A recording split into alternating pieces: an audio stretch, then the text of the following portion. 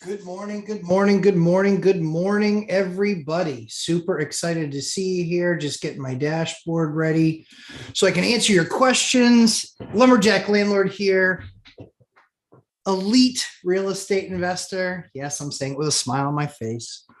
But no, seriously, probably elite. But super excited to be here with you guys today. It is a fantastic Saturday. Didn't quite get the 8 or Sunday. Didn't quite get the 8 hours sleep I got last week. But I did good enough. So good enough is good enough. And we're here. We're going to talk lots of real estate. I really pushed this out to a lot of folks over the last 18 hours or so. There's 5 really important topics I'm going to cover today that are going to save some landlords, but also help others really excel and achieve. So it's very exciting. Lots to talk about, but really these 5 keys I started working on months ago, and have completed all of them, but some of them are ongoing things. But these are the 5 keys to making sure that you have, quite frankly, you're able to weather the storm. I weathered the storm in 08, 9, 10. I was buying in 09. I was buying in 10. I was buying in 11. So I bought properties through the Great Recession.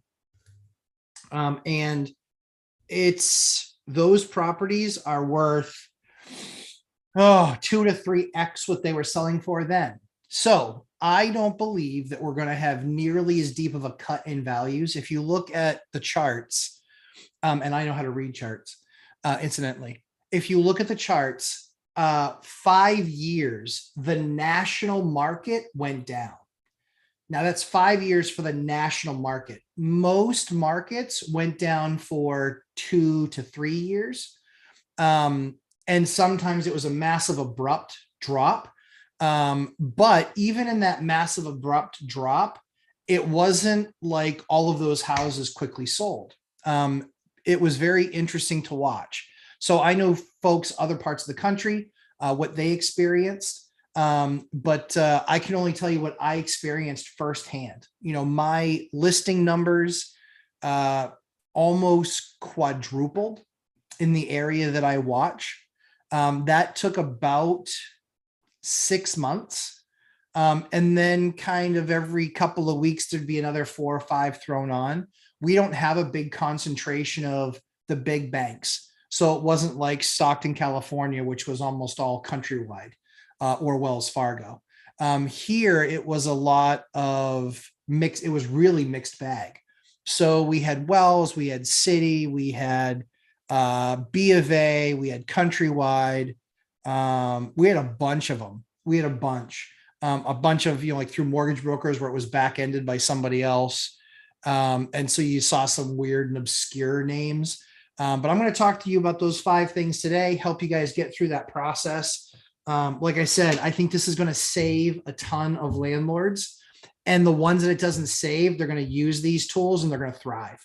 This is what's going to take you from, newbie to good to great, and great to elite. If you do these 5 things, this is going to absolutely help set you on a path. So without further ado, just so I don't get too far behind, I'm going to jump in on questions real quickly. Dividend Dave, good morning. Dividend Dave, first question. Do you know of any good strategies to get a house in the 200K range to cash flow with using approximately 3.5% down? So there is, the easiest way is to house hack it. Dion and I both house hacked for a number of years. So you'll see that 4-3-2-1 strategy actually on my channel. There is a video on Lumberjack Landlord for the 4-3-2-1 strategy. That is the easiest way to do it. If you're not going to live in it and hack it, the real piece comes down to my rent box, which is what I talked about last week. I debuted it on my channel last Friday. I came up with a concept of something called a rent box. It's basically to mirror Mike Zuber from One Rental at a Time's buy box, but that rent box is extremely, extremely valuable. That rent box will tell you immediately if that deal that you're about to do makes sense. It makes sure that when you're looking at a deal, you understand exactly what market rents are, exactly who's stretching, how fast something rented out. Maybe there's always inefficiencies in that market, largely speaking. We had one that we just for giggles threw it out for 40% more than we rented it for last year. It rented within 72 hours with great tenants, like great credit score, great income, like really, really good, really good. So yeah, very, very impressive. So that is the best way to do that with a 200K range house with 3.5% down. You have to look at the taxes, you have to look at your debt structure, and you really have to look at your rents. You will likely find in a lot of areas that probably doesn't work based on the rent that you can get, but there are some areas where you can get, even with rates higher now at 5.5 or 5.75 or 6 or 6.25, you can still find deals. There's no magic way to do it. The easiest way is probably something off market, or the most likely successful way is probably off market. But yeah, no other magic to it than that. I found a massive deal on MLS this week. We're under contract, and I'm super excited to close on that one. Janet Santiago, good morning, Matt. Good morning, Janet. Good to have you back. I know that you've been gone for the last few weeks, I'm sure working. Baby's doing great. We finished radiation Friday. So today we went back to our favorite breakfast place, the Roundabout Diner in Portsmouth, New Hampshire. But we were able to go back to our favorite breakfast place for the first time in just under a year. And it was great to see a lot of friends and family, not related to family, but they're like our family. Our kids have been raised. That's the restaurant that we agreed that we would test and teach our kids table manners and restaurant skills and things like that. And so they have a place that they would kind of put us in the back. And then we kind of work our way up forward. So yeah, staff there is fantastic. The owner there, Dan, is just a great guy. Scott, who leads their catering group, just fantastic people. Couldn't love them anymore if they were family. So it was great to do that. So thank you for asking. So radiation is done. And now we have some med she has to do next week, and then we get a couple weeks off, and now it's just checkups. So we're really, really, really excited. Yeah. So we are blessed. We are grateful. We definitely got a miracle because she was given an 8% chance to live in last September. And that 8% chance was that she wouldn't live 4 months. And so we are now on month 9 or 10. So we are very blessed. And she's doing great. And we'll do a video this week. We want to thank everybody that, for their thoughts and prayers. We know prayer works. And so we're grateful for everyone that prayed. And yeah, we'll do a video this week showing you the family, and she's getting her hair back. I've never seen my daughter with hair, so it's kind of funny. We used to call her the melon ball because she was slick like a melon ball. Kind of looked like Dion. but yeah, great. So yeah, we're super, super, super blessed, and really excited at the next step in the journey for sure. So back to real estate. Transaction crash on real estate. Been working on weekends. Cool, but glad you're back today. So the transaction crash, I think it's real. It's definitely what you'll see, as I said, in that 5-year downward spiral that the country went, where values went down for 5 years. Overall, they went down over 20%, but the worst year was 8.9. So to get to over 20, yeah, you had I think like 3 and 4, and then 8, and then 5 or 6, and then 4, and then 2. But it's real estate's hyper local. And so our market was really bad in kind of 9 and 10 is when our market really started to go sour, or really went sour. But 8 wasn't horrible. 7 wasn't great. 8 wasn't horrible, but it wasn't down, that I remember. But yeah, 9 and 10 were bad. And so trying to get loans then was a nightmare. The only way I could get loans was doing owner occs. But I would do the owner occ because that was part of the wealth strategy. So hopefully that helps. But yeah, transactions, you'll see them. Phoenix has their available listings have doubled or tripled in the last 6 weeks. The thing I have to caution everybody on is, yes, there will be an eventual drop, significant drop in transactions because rates are higher. People are nervous about their jobs. So yes, that's all true. However, you're still nowhere near normal supplies, and supply and demand really does rule the day. So when they start getting to, instead of 8,000 listings, they're more like normal, which is, I think their normal's like 16 to 20. Okay, then we can start talking about, then you're going to really, that's where you have seen basically a lot more people posting or putting their houses on the market, fewer transactions, but you're going to see a little bit of a burst because there's some people on the sidelines. I'm talking to brokers that are saying, I'm getting calls back from people that took themselves out of the game 6 months ago. They recognize rates are higher now. And so they didn't want to buy something that was 2 out of the 10 things on their list. But now they're looking at buying something that's not 2 out of the 10 things on their list. It's 8 out of the 10 things on their list. So they're like, yeah, I mean, I can still afford it. I'm still approved. And they go through that pre-approval process. So yeah, I'm seeing it really across the board. No transactions falls in our area yet. Anything that's median house price or lower flies off the market. Even the stuff that's over, anything small multifamily is starting to close the gap. So yeah, so I kind of nailed that call, because small multifamily per unit is getting much closer to a single family per unit of kind of like the same ilk. So yeah, it's pretty impressive to say the least.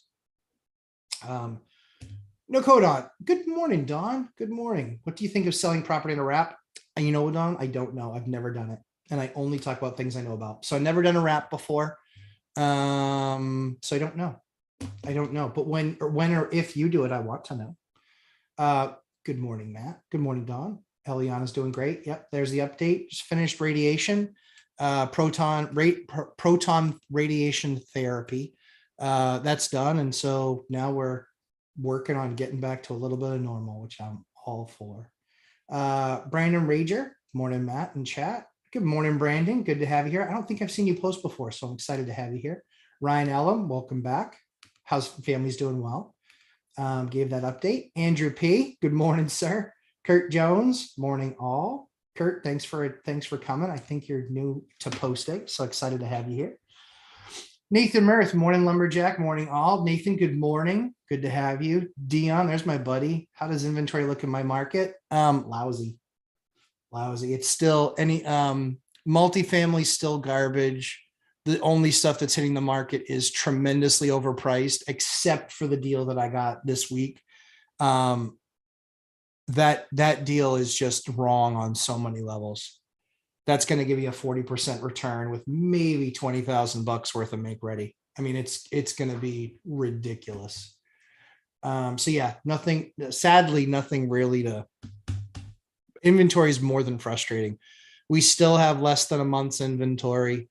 Obviously, a healthy market is 6, but yeah, we still have less than a month's inventory. So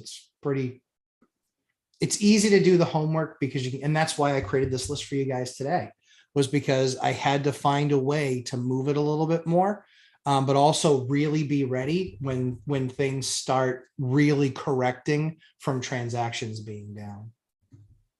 Andrew P, how do you run the numbers when you don't have the exact rents? The spread can be quite different for a unit based on a few different variables in highly populated areas. Not feeling confident in my numbers. So that's a really good question, Andrew. So one of the things that I do as a base case is I use Section 8 housing rent numbers.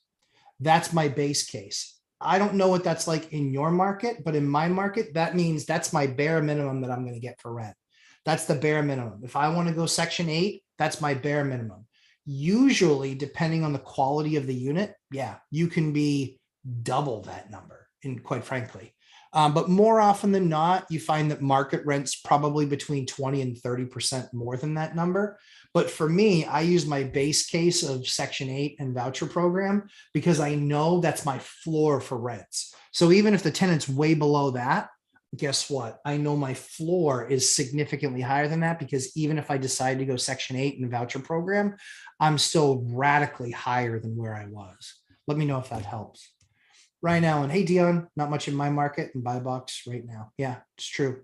Tom Kine, good morning. Good morning. Good to have you here. Tom is one of the important guys to our economy. He is a trucker. Tom, you know how much I appreciate you guys. I know that you make sure that I get the stuff that we need. So I greatly appreciate you. Ronald Willis, I recently subscribed. It's great to catch you live. Hey, Ronald, thanks for saying. I'm super excited to have you here. If you have a question, let me know. I'm happy to answer it for you. Andrew P, love that family outing for y'all. It's been a while. Yeah, congrats, Matt and family. Yeah, it's been Labor Day weekend of 2021. So it was 4 months last year, 6 months or 5 full months this year. It's been, yeah. And my kids actually acted really well. I was shocked. Yeah. I mean, maybe it was all the threats before we went in the restaurant, but it worked. So whatever. They're all still alive and we enjoyed our time. Tom Kine, good morning. Just got out of church. Very awesome. Kurt Jones, yes, thank you. Yeah, prayers were answered. All right, so morning, Matt. Have you ever used an FHA loan? Oh, yeah. Oh, for sure. Yeah, I used plenty of FHA loans in the beginning. On the owner occ, that was what I would do specifically to get that rate. Was I had to move in. And so I'm not a liar. I wouldn't shift the numbers. That's what I had to do to get that rate, was move in. So that was part of the wealth strategy, which is getting in there, doing what you need to do, moving in, and essentially then just building from there. And so, yeah, we moved every 12 to 18 months for a few years. I moved 9 times in 13 years. I think 6 of those were with Ashley, 6 or 7, might be 6. I think 6 of those were with Ashley, but it might be 7. Brandon Rager, yes, answer to prayer. Yes, sir. No code on. I want to sell my single family house to my tenants on a wrap. Yep, no down. I've been watching Pace more lately. I don't think he's too keen on them. Yeah, I like Pace a lot. I've actually binge watched his flipping show because every single flipping show that I watch, not every episode, but generally speaking, I can usually find something in there that I can use or tweak a little bit and then reuse. Constantly learning, especially since I do value add and I'm always doing rehabs. I think Pace has a massive business. He and Jamil are awesome. They're really smart guys. That flipping business is going to change. There's no doubt in my mind that. I mean, hey, make hay while you got it. I get it, but that flipping business is going to change. However, Pace is the world's best expert on sub 2 and elaborate financing, we'll call it. So I think Pace is awesome. And I think his wife is amazing too. I think them as a team. And then they have, I think it's Jamil's sister, I think is their designer. She's aggressive in design. I'll say that. Too aggressive for me. But yeah, but when you're flipping, it's fine. When you're not flipping is when it gets dangerous. When you start getting personal with taste, that gets dicey. So yeah, I don't know about the wrap, Don. But yeah, I don't know about the wrap. I don't know that I have enough money to feel secure about selling somebody a residential property, because residential, there are just a million rules. And if banks, think about this, if banks, it takes 6 to 9 months to get you out, what am I supposed to do as just a regular guy, right? That's what scares me. So I'm not a fan of holding paper on something residential that's somebody's primary. On a commercial property, on an investment property, I'd be far more willing to consider it, because I bet I can get them out a whole lot faster. Delicious. There's a place around my house that makes custom fountain drinks. It's wonderful. Sugar-free. Santi 33-143. Good morning. Good morning. Are foreclosures trading up a little? Trending up? Trending up, they are trending up because they're trending up from basically zero. I think all of the foreclosures last year was like 150,000. Typically, that's the volume that you would see in 1 month. That's when that foreclosure moratorium happened and everything was forbearance. And a lot of things, guys, keep in mind, just because something's pre-foreclosure or going to foreclosure doesn't mean that it actually happens. It's actually really, really hard. Really, really hard. Yeah. Yep, really hard. REI stoners. I'm not sure how to figure out what my mortgage insurance premium would be if I use FHA loan when running my numbers. You can call, there is a formula. I think it's like I think it's like 1.03%. There's a mortgage calculator that actually helps calculate that for FHA. US mortgage calculator. It looks like this. I'll try and get my face out of the way, see if you can see it. It might take a second to focus. Is that going to focus? Nope, too white. Anyway, US mortgage calculator. Check it out. It does have PMI in there. I would ask the mortgage broker, what can I typically count on for that? But I believe it's like I think it's like 1 point. I think it's like 1.03 or 1.09 or something like that. But again, not an FHA expert. But yeah, ask the mortgage broker. I'm pretty sure it's like 1.09, 1.03, something like that. Keith Jordan, do you see single family home rents going down anytime soon? Nope. Nope. I see them actually going up. Yeah, I see them continuing to go up. We only have a couple single families and we just did it. When did we do that one? March, those people had been in there for like 9 years. They were inherited tenants. They squawked at me when I took them from 1650 to 1800. They're like, we're just going to find another place. Bye. That rented out after I did about $10,000 worth of work, that rented out for $3,200 and $3,300 a month. And they're like, we really want to stay in the school system. I was like, this area is super expensive now. Like, they're like, that's just absurd. We were paying $1,200 4 years ago. Yeah. And that's why the guy had to sell the property, was because he didn't make enough money selling it or renting it. That's why he had to sell it. So you were the reason that he had to sell, was because he was a bad businessman and because you weren't paying more rent. People have a tough time putting those two things together sometimes. Yeah, it's crazy. Michelle Meyer. Hi, Michelle. I did get your email. I just haven't had a chance to finish or to read it yet. Could you please explain how you calculate return? Yeah, so for me, it's really easy. It is PITI, principal, interest, taxes, insurance, and then any utility that I have to have, water and sewer. And then that total minus my rent. For me, that changed because there used to be a number that I would take out for maintenance. But now I have like kind of a gross fund, and now everything is kind of done through a general fund. So you have to figure out what you're comfortable with. You know, the bank like wants to assume like a 5% vacancy. I've never had a vacancy unless I was rehabbing a unit, and that's out of 117 units now. And then you want to also calculate whatever your maintenance costs are. Like I said, that can be, you know, for me, it's lawn. For me, it's lawn care. It is snow care. And then it was, you know, an extra, I don't know. I think we were pulling something like, I think it was something like 3% or something like that. I don't remember. It was that long ago. So now we just have a massive fund that everything rolls off of for cash. So for me, my numbers are pretty straightforward, which is I can tell you what my return on a property was last year. And that's where it varies year to year, is because sometimes it returns 23%, sometimes it returns 33%, sometimes it returns 13%.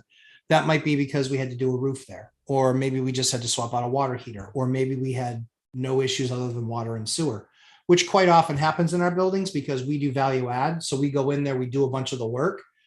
And then the tenant doesn't really call because all the work has been done. So I'm not having to fix something that's 30 years old or hacked together by some, weekend warrior. So we go through and we address all that stuff before we'll actually transition it to somebody.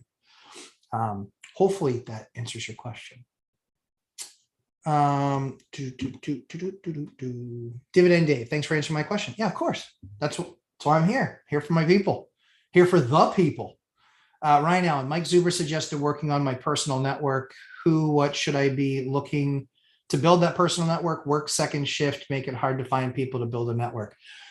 No excuses. I get you work second shift, but you can sleep at night. And then during the day, guess what? Your network is mostly going to be trying to find agents, trying to talk to them and make sure that they know what you're looking for. Talking to contractors, making sure that you're reaching out to wholesalers. All those people work during the day. So you can do it, Ryan. I know you can. You're a sharp guy. So make those phone calls. Be looking up for local wholesalers. Look up on Craigslist. Look up on Facebook Marketplace. There are real estate wholesalers out there all the time, and just reach out to them. Hey, this is who I am. This is my buy box. I can put a deal together very quickly. Here's how I'm qualified. Listen, that I'm going to talk. We're going to jump into this real quick because that's actually one of the 5 points. So let me just get through a few more. Better Home Rental, good morning and congrats to the family. Thank you very much. Jarrett Gross, what do you think of DRV, the 3 times levered real estate short? No idea. Honestly, Jarrett, no idea. No idea. Yeah, I watch some stocks specifically. I don't trade, not a trader. I will buy in. I will, I kind of like Mike. I will, there are some that I'm watching that I will buy in on when I feel the market's corrected enough. And again, this is working with my financial advisor, basically saying, here's a sum of money and we're not going to put it to work yet. We are waiting. So Jared, thank you for the question, but I don't know. Don, I will email you my thoughts. You get another perspective on my idea. I might be full of praises. Don, want to see the email? Let's do it. And now that Eliana's finished, I want to talk about your development too, because I'm very excited to talk through that. REI Centers, I run my numbers first at 20% down. Yep, not living in the unit, but I also run them at FHA 3.5 down and owner occupied. Yep, the MIP is throwing me off. Totally get it. Yep. Totally get it. That's what's difficult is your payment increases that much, and then you add the private insurance on there. Yeah, that's absolutely what will throw you for sure. Yep. Yeah, it's a much higher payment. Andrew P, what's the most valuable learning you've taken away from talking with MZ and Dion the past year? Most valuable part was diversification of portfolio. That was it. That was it. Those guys do about Dion's a third. So he's a third voucher housing, a third military housing, and a third market. Zub is, I don't know what his numbers are, but he's 20 or 30% housing. I never had done housing before this year. I just never done it. We didn't go through that. We never went through the process to get a place inspected and certified. And a lot of times our stuff doesn't kind of fit that profile. What I mean by that is we're usually like 4 and 5 bedroom stuff. I own a significant percentage of my market in 4 and 5 bedrooms. And that really catered well to young professionals and to college students, grad students. And so often when they come to the table, they easily qualify because if they're, we just had a group of 4 or 5 people apply, get accepted. Their combined income was $330,000 a year. Like if one person loses their job, the other people can easily pick them up, right? And that's as unemployment unfolds and all the other stuff. So that's kind of what we're looking at there. So Yeah, the biggest thing is that diversification. REI Centers, thanks, Matt. You're welcome. Paula M. Silva, congrats, Matt and family. Thank you very much, Paula. Yes, we are very blessed. Thanks for the answer for base case on Section 8. Yeah, no, you're welcome.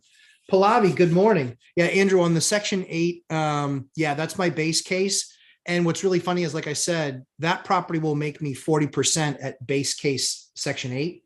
If I go market on that property, which I'm considering whether or not I want to do, that is going to be, that would be probably like, I might even get into 50. I might even get to 50 return on capital on that deal. It's just ridiculous. Michelle Meyer, thank you for answering my question. Michelle, you're really welcome. Michelle, I admire you. You are doing some amazing things. I know that you were on Zuber's One Rental at a Time yesterday. I know you were on Dion's as well. You're doing exactly the right thing.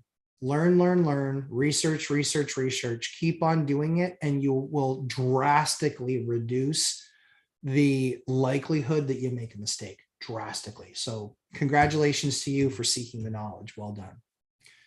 BD Rentals and Investment Properties. I have an SFR. Okay. I am looking to cash out refi before loans get horrible. Probably a little late. Saw Dion and had Convoy loans on his show. Yep. Have you used them yet, or can you recommend another 30-year fixed rate company? So I haven't used Convoy yet. Steve Dow from Velocity is actually really good. Steve and I started to go down the path. And then something shifted for me with my relationship with my bank, and they were like, hey, we actually want that business.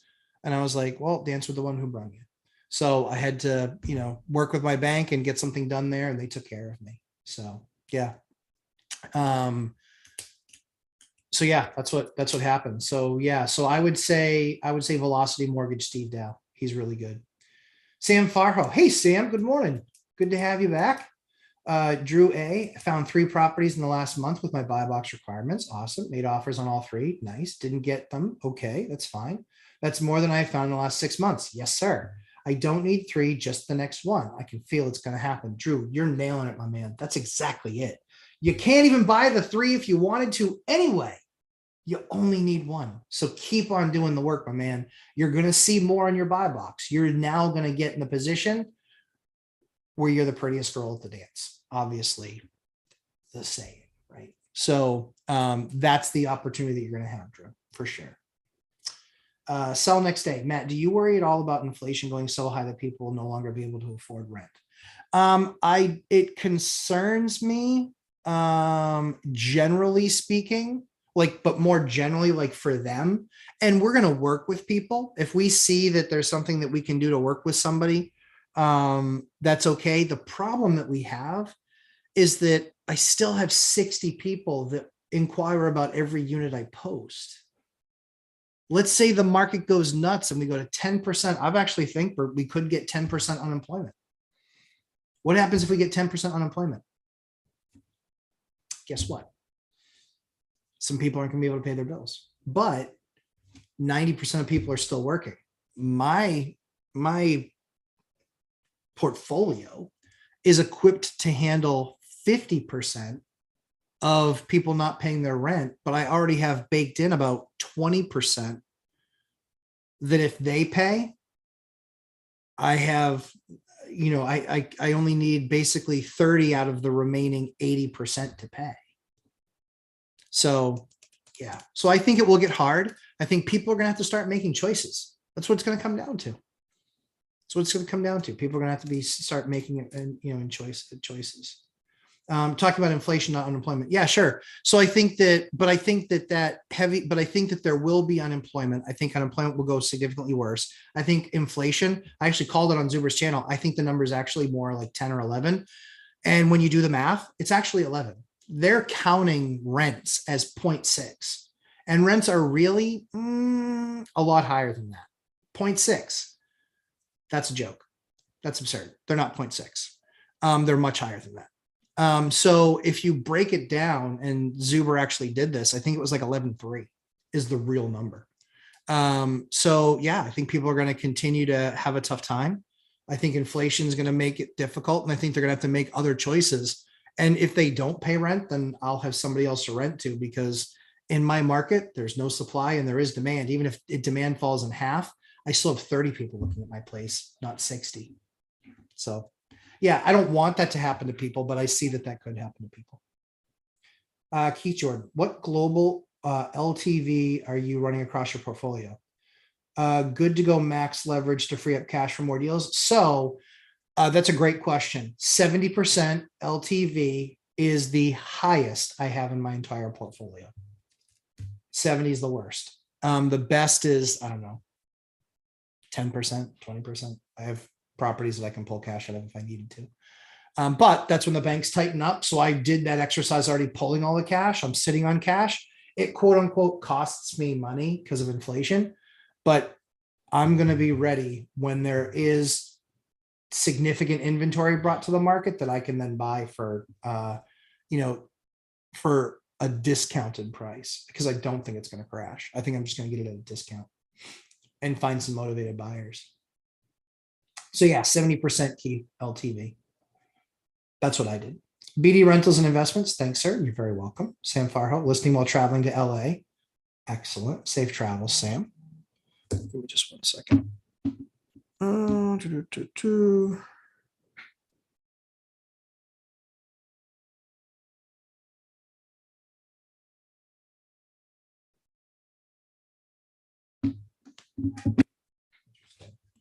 It's a lead. That's a lead. Somebody I've been reaching out to. They finally reached back. Didn't say anything yet, though, but it's just the start of a conversation. Drew, what do I think about DSCR loans? I think they're awesome. I think that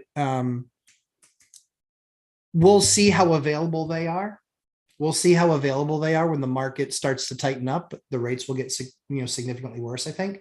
But I like I like having, there's nothing more risky about that than a traditional. I like the 30-year fixed rate option. I would much rather do a DSCR loan than do a commercial loan 100 times out of 100. Sell next day. Talked about inflation and unemployment. Yep. REI Stoners, have you ever put in an offer and realized your numbers are off when you first started? What do you do then? Is there an option to back out? Ugh. So they were marginally off, but when you're talking in like the teens, this was probably 12 years ago. Yeah, probably 10 or 12 years ago. We were going to make less. There were a lot of things in there. I mean, the bank, if I wanted to kill the deal, you could use inspection, you could be talking to the bank. I'm very open with my bank. I tell them exactly, this is the way I see it. This is what I'm doing. This is what the numbers look like. That's why they feel so comfortable with me. The downside to that is that sometimes they can get a little fluffy and not love a deal. In fact, I didn't do there's 2 deals I didn't do because they didn't like them. They're like, we just don't like that deal. I was like, they're like, we'll do it with you. We'll do it for you, but we just don't like it that much. One of them that was okay. Another one that was not okay. Another one that probably cost me, I don't know, $100,000. So, but they're my bank, they're my partner. So I am always very open with them, honest with them, tell them exactly what the deal is. And as I do that, and as I am honest with them, that's actually really helpful, because guess what? They trust me. And so they'll give me a deal pretty much anytime I ask for it, because I wouldn't be asking for it if it didn't make sense. Excuse me. But how do you verify that a private money lender is legit? You can go to Better Business Bureau. You can ask to speak with their bankers. It's really just doing a deep dive, look at their web presence. That's not the only thing I would do, though, because anybody can have a web presence. But I would be talking to their bankers that back them. If it's purely cash, then it's really just comes down to verification of funds. That's how I've done it in the past. I don't know if there's a better way. So next day. So do you believe that home ownership is now becoming unrealistic for most. I do not. I absolutely do not believe that. Nope. I had 5 of my tenants buy something in the last year. They moved out and they bought something. So I don't think that's unrealistic at all. I think it's largely a lack of discipline.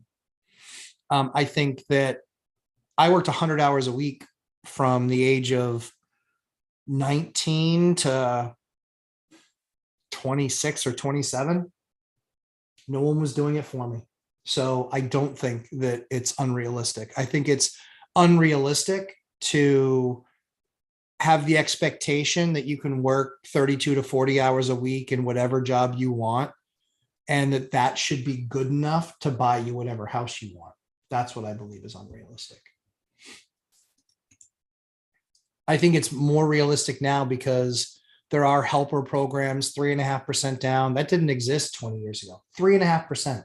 You're buying a $300,000 house. You need 10 grand. If you can't save up 10 grand, you're not going to be able to take care of a house properly. So that's what I kind of like about that process. Brandon Rager.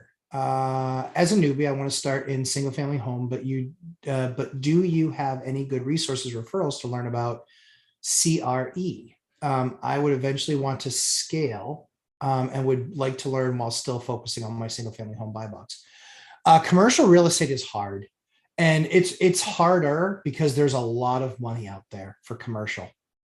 So that's what I learned is as I was learning that commercial market, I just didn't love it. I didn't love it because the residential, you know who your competition is, and it's usually not this big firm with tens of millions of dollars. When you're looking at commercial real estate, it's usually a bigger firm with a lot more money.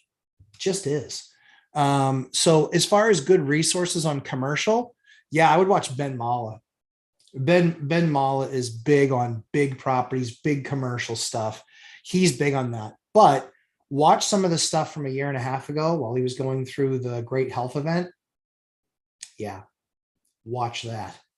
He was flipping a nutty every day. So worth watching. Worth watching, yeah. Let's see. Sorry, fell a little bit behind. Joel C. I'm close to the residential building industry. Inflation in that sector is way higher than people realize. If you mean on like commodities, oh heck yeah, sure, of course. Yeah, wire's like triple, but lumber's now half, and falling further. So yeah, copper's like triple the price. Lumber's like half the price. Shingles are down. Siding is down. Shingles are up. I think siding will go back up because it's a petroleum-based product.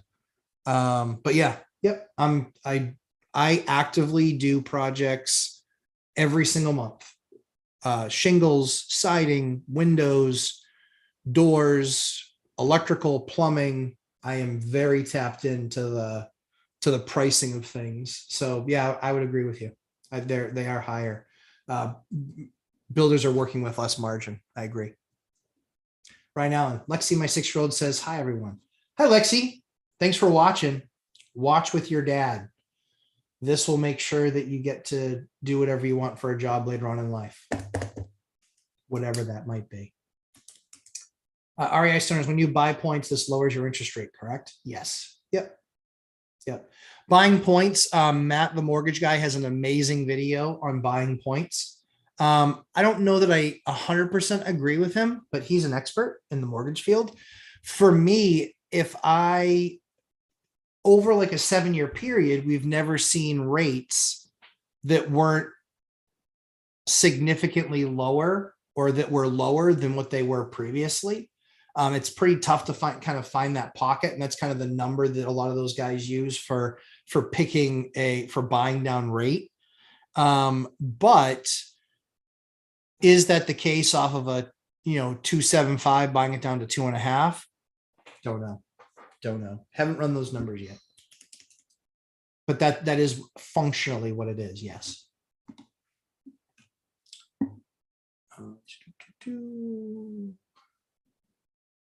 Michelle Meyer, thank you. I got burned starting back in 06. Yep. And taking long to get confidence about moving forward. Yeah, I had no idea about all your channels until recently, and I'm so excited to have found you guys. Michelle, super excited to have you. That's what we're here for. We're here to help folks have a better financial future. Sam Farho, is there a way to test if a tenant who looks good on paper won't be very demanding and be texting you all the time? Oh, if there was, I would have found it. Honestly, for me, it's just how they handle themselves in the process. It really is. I mean, I think one of the things that I've done a couple of times, not to everybody, is you could give them a sheet and say, hey, this is a you thing and this is a me thing. Yeah. Like I help where I can, but sometimes I have to remind a landlord, or I have to remind them I'm a landlord. I'm not a policeman. Like, call the cops. It's okay. I'm not gonna, I'm not. So somebody reached out to me last week. They had somebody peeping in their windows. It was the upstairs neighbor. I'm like, that's awful. Call the cops. She's like, well, no. Call the cops. I'm a landlord. There's nothing I can legally do about it. Like, I can't stop them from doing that. If I send a text, that's not appropriate. The most appropriate thing is to call the cops and have the cops go have a conversation with him. So I appreciate that people think I'm a superhero, but I only play one on TV, but a lumberjack. Robert Fairnelly, hey, hello, Matt. Currently at family estate in Maine, but managed to sneak in for a bit. Cool, Robert. Well, enjoy the beautiful weather. You get a great day. Kurt Jones, DSCR. DSCRs are loans that are purely based on the property. They are not based on and the rents. So it's based on the property and the income on that property. They are not based on normal conforming loan standards. So because of that, they are willing to look past you as the individual, and they're much more focused on the actual property itself, because they recognize if something goes sideways, they recognize they'd be taking it. So long as the numbers really work there, that's an asset that they'll take back. Robert Fairnelly, so off to a bad start with the IBC boilers. One had a follow sensor DOI. Who installed that thing? Yeah, I'm 27-0. I've only had one piece replaced, or 27-1 in 6 years. I've had one piece replaced. That's no good. Sorry to hear that. Andrew P. Nice. Diversification. Yes. So next day, do you get nervous about the counterparty risk you have invested? Do I get nervous about the counterparty risk you have invested?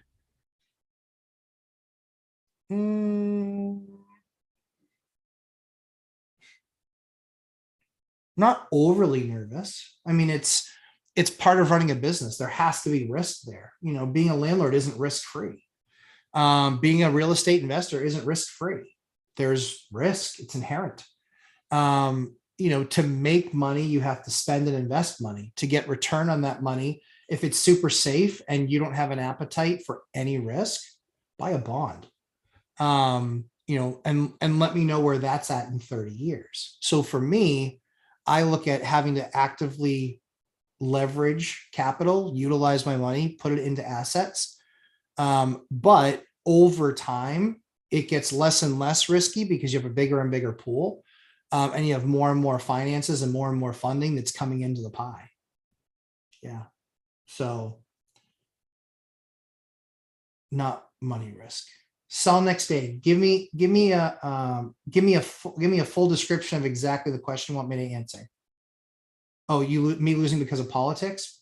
Yeah, I mean, it's so no. One of the things that a lot of people don't know is 80% of those brainiacs in DC own property. Like property, not their house, property. Are they going to pass something that hurts everybody? Probably not. Yeah, probably not. But if they do, okay, I'm a really good business person and I'm going to pivot and I'll be fine. And others that aren't as prepared will lose. And that's, that's destruction. It's the way it goes. That's, sad but true way it goes. That's why I spend as much time learning about this stuff as I possibly can. Even as good at it as I am and having a portfolio that I do, I still learn every day. I still need to learn something every day.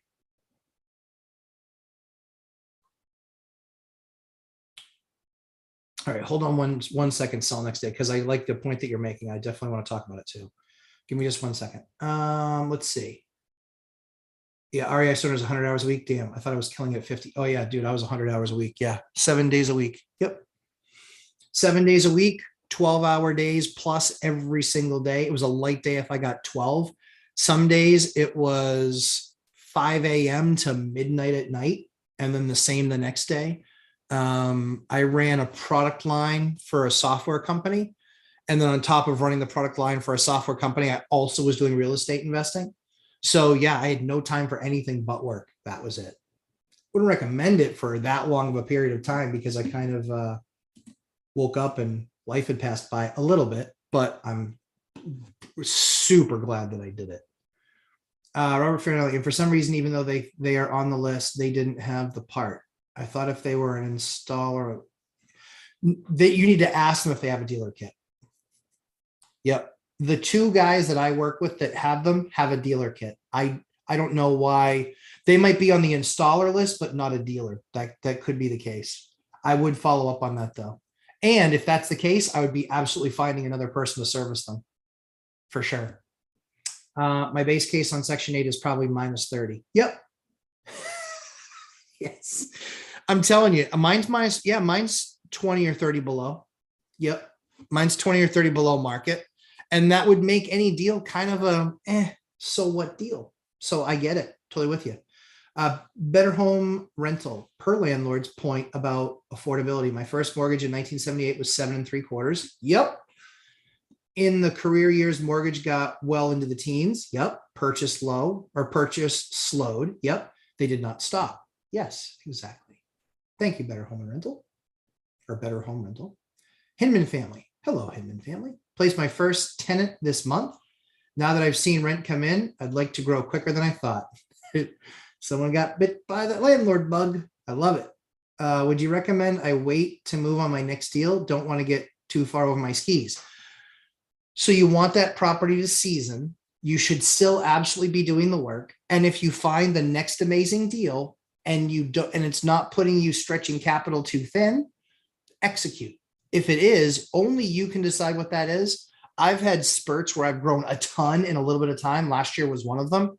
We grew a ton in probably 8 months, 9 months. And now we've spent the first 6 months of this year getting all that stuff normalized. So we've done a few deals this year, but we generally slowed down. We went a couple of years where I think we did maybe 1 or 2 deals a year. But then last year did 10. And that was the most I've ever done in a year. And then this year we've done 6. We'll probably hit 10 again this year, but we're working through the units as well. Working with tenants, finding some really great ones, finding some that are not so great. And that'll take us some time to normalize that stuff. And so the bank sometimes will slow you down. So it's not, so if you feel like you're getting over your skis, it's probably a good internal clock. But look at the numbers, continue to do the work. And if you've got a great deal there and it's not, I'm not going to sleep well at night if I do this, then sleep, health is important. So that's the advice that I would give you is you're really the best gauge of whether or not you should do that next deal. Because I've had those too. Robert Fairnelly, one that is working great. Though 350 propane a lot better than that old boiler. Yeah, sure, right? Exactly. Sam Farho, do you prefer a 2-year lease? Yeah, if I can get it. If I can get it out the gate, yeah, for sure. Yep, absolutely. Kurt Jones, thanks on DSCR. You're welcome. Yeah, because on the 2-year lease, it takes me just as much to evict somebody after 1 year or with a 1-year lease as it does a 2-year lease. So if they suck, and they're brutal, I got to evict them anyway, whether it's one or two. If they're great, then I've got them locked in for two. I don't see rent increases in that year two, but then at the end of that year two, they've either really gotten comfortable there and I can work with them using like the binder strategy or via text and see if that's something that they want to do and stay or not. Those are the options that I have at that point.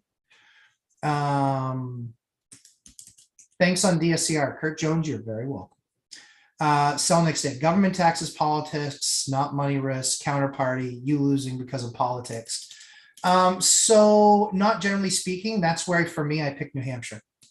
I had the chance to invest in Maine, New Hampshire, or Massachusetts.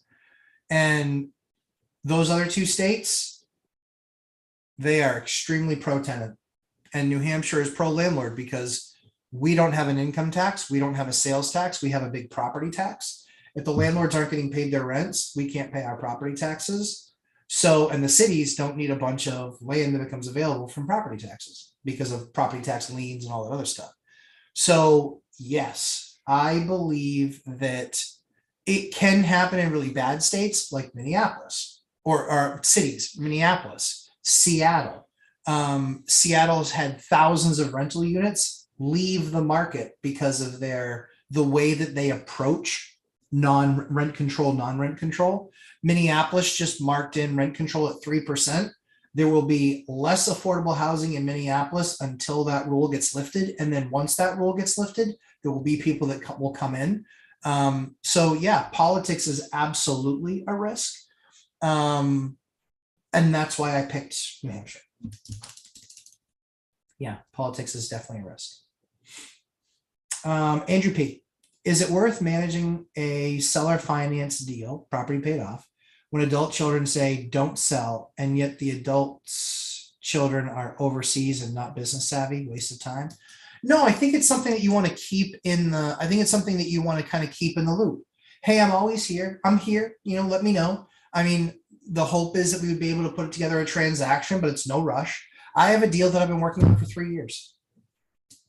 He's just not ready yet. But when he is ready, I'll get a phone call. I better, I hope. But yeah, so it's just kind of like staying in touch with him, just reaching out. Hey, how's it going? Cool. Awesome. Just slow and steady wins the race. Stay and chill. I'm here. Let's have a conversation. Let's talk. Let's see. So I would say not a waste of time. Keep the relationship, keep the conversation. They need to feel comfortable.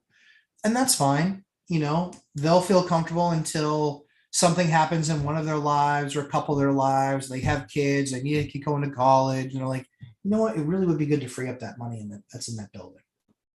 It's a way to do it. And then when they can't get a loan, they can't get it refied with a HELOC. Guess what happens? There you go.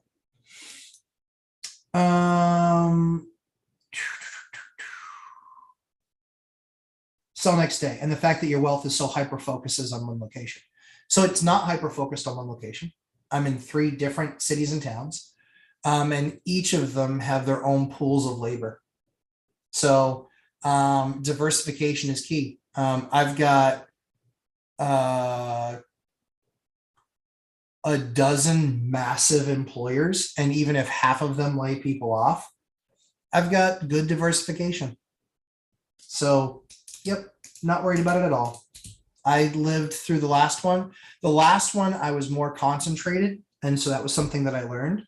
But yeah, I'm pretty well diversified at this point. But like I said, during the great health event and people weren't getting unemployment quickly, they weren't getting, basically universal basic income. They weren't getting, rent vouchers and things like that. Like not the people already in Section 8, but like specific to the health event. I still only had 2 people not pay out of 100 and something. So, and it was one of the tenants of one of the units. So yeah, no real concern there long term. Yeah, and my wealth isn't really in one location. And I've got massive, massive incomes, massive cash flows. My son does this. Cash flow dad. Cash flow. He's 4. It's pretty fun to watch. Jose Negrete. Hopefully I'm saying that right. Can I use the $700 profit from renting my primary home as extra income to qualify for my next home? Yes, if you are reporting it on your taxes, because that's where they're going to want to see that. They list on that. Do you have any other forms of income on your app? And then you could just say, yes, you know, this, and I would put annually. I would put this much annually. That's what I would do. Ninja Van is 24/7. Have you ever had to deal with friends or family acting a little strange once you started doing good and were on a roll, or even the same thing while you were in the beginning of your plans? Yep. Yep. For sure. Yeah. Yep. The attitude of entitlement. Brought to you by the Lumberjack Landlord. I have heard it all. I got lucky. It's not worth it. Ugh, couldn't pay me enough to do that. Yeah. But they're going to want to go for a ride in my Lamborghini. Yeah, so you'll hear it. I actually did a special with Mike on that specifically because I was like, landlords have to have tough skin. They have to have thick skin. Don't let a tenant throw you off and ruin your day and steal your joy. Don't let your family members do it too. They're a bunch of naysayers. You know what? Enjoy clock punching. Enjoy punching your clock. It's cool. Enjoy it. Have fun. I don't begrudge them for being a clock puncher. I'm still a clock puncher, but I have something on the side too. So life is going to be a little bit different for me. So yes, to answer your question, yeah. Dimitri Gurvich, smash the like button. Hey, Matt, thanks for sharing your time and knowledge. Greatly appreciate it. Dimitri, my friend, always happy to share. Oh, I didn't get that far behind. Cool. Sell next day. Let's move on. Testimony of hard work. Sell next day. I appreciate you. It is testimony of hard work for sure. And always learning, right? Always out there consuming knowledge. I don't mind being challenged like that. I think that that's good. I think all the questions that Sell Next Day asked, I think they're all really important questions. And quite frankly, it's why I picked my state. So I was very thorough when I looked at Massachusetts, and I think Maine too, have like a 6-month moratorium in the wintertime where you can't kick out families with kids, even if they're not paying the rent. Okay, am I just supposed to like keep on paying it? And like that's on me somehow? That's a little bit tough, right? Now, I'm not sitting there saying, hey, you didn't pay, go out tomorrow. But I'd be working with them to make other arrangements. I'd be working with them to try and find a solution. And to have that just fall squarely on the landlord's shoulders, what if that's my only rental? What if I can't pay my mortgage without that, right? Those are all things that are, I think, the counterparty risk that was being talked about there. And it's because of politics. New Hampshire doesn't have that rule. New Hampshire does not have that rule. And it's because they recognize that you work hard, you pay the bills, you make the money, you buy the house, you pay your taxes, and you provide a service to the market. And when that market stops paying you for that service, then they don't have a right to that service anymore. So I like that.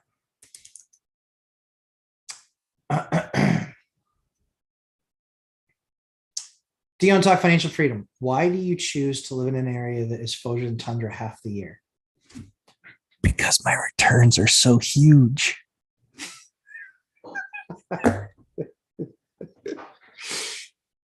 Yeah, it's awful. But that's why we're going to buy a place in Vegas. We'll be spending probably 3 or 4 months a year in Vegas. So here they call them snowbirds. Snowbirds live here usually until October, and then October, November, December, January, February, March sometimes, or end of October, usually to March. They'll fly down to Florida, they'll live there, and then they'll fly back because this is where all their family is. But they don't sell up here. That's the thing, is a lot of them don't sell as often. So yeah, and it is so cold. So cold. So cold. Robert Fearnley, thinking about shrinking my buy box to just duplexes. Even though they have less yield than the threes and the fours, it's easier to save the 15 and the 25%. Yep. Would take a good extra year to save for and lose growth. Thoughts? Yeah, it's an idea. I mean, it's all based on the math, right? I'm big. I say it all the time. It's guys, it's the math. It's the math. It's the math. And so that really is how I feel about it. It really is the math. And so, yeah, I think the returns are greater on those. But then what I really like about duplexes and why I have a ton of them, I think I have 20 something duplexes. I'm pretty sure. I'll have to look at that. I think I have over 20 duplexes. The reason I love that asset the most is because a single family home, median home, $440,000. I can buy a duplex for $550,000. My rent is 10% less than that of the house. There's your answer on why I say multifamily is so much better. Who was it? Bedford. There was somebody that asked me that question. I think it was Bedford. That's why. Return on my capital. Return on my capital is nuts. And those duplexes, 2 towns south of me, those things now in the downtown area, they sell for 800 to $1.2 million a side. Now, I thought that 15 years ago when I was buying them during the crash and just after the crash, I was like, it might not get there in 10 years or even 20, but it probably will get there in 40. And now we're seeing a side just sold for 510. It's the highest side sell ever. Just sold for 510. That's pretty awesome. 510. 510 is what that thing sold for. So it's not 800, but I was paying 500 for duplexes, period. So getting that for a half a side now, that's pretty nice. I kind of like it.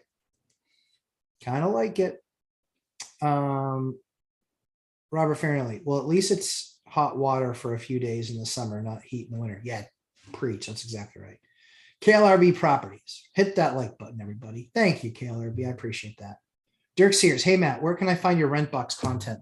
You can find it on my channel. I released that video not this last Friday, but another Friday ago.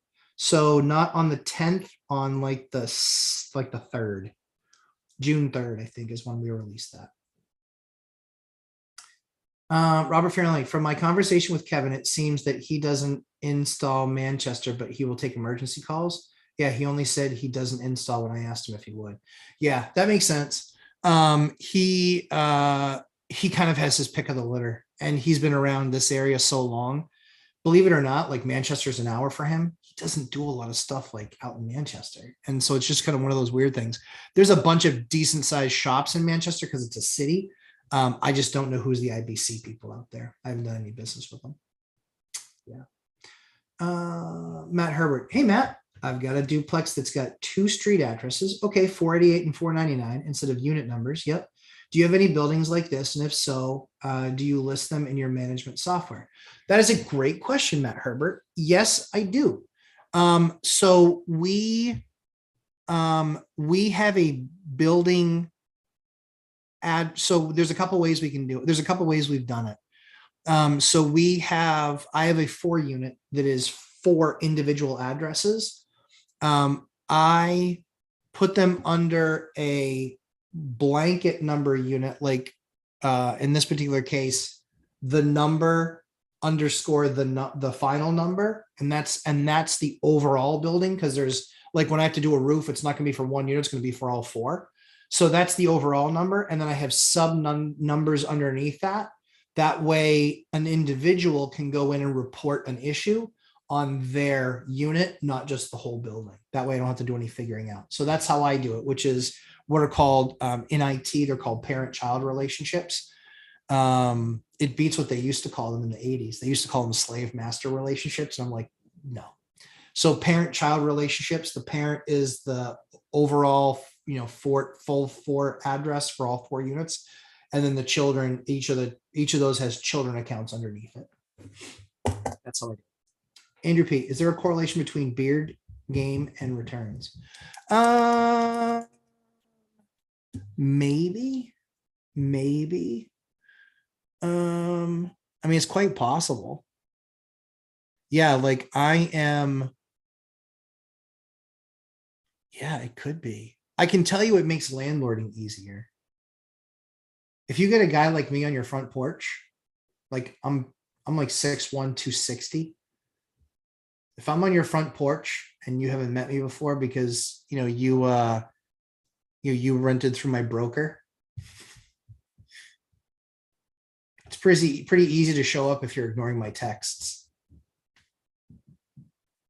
So it probably makes landlording a little bit easier.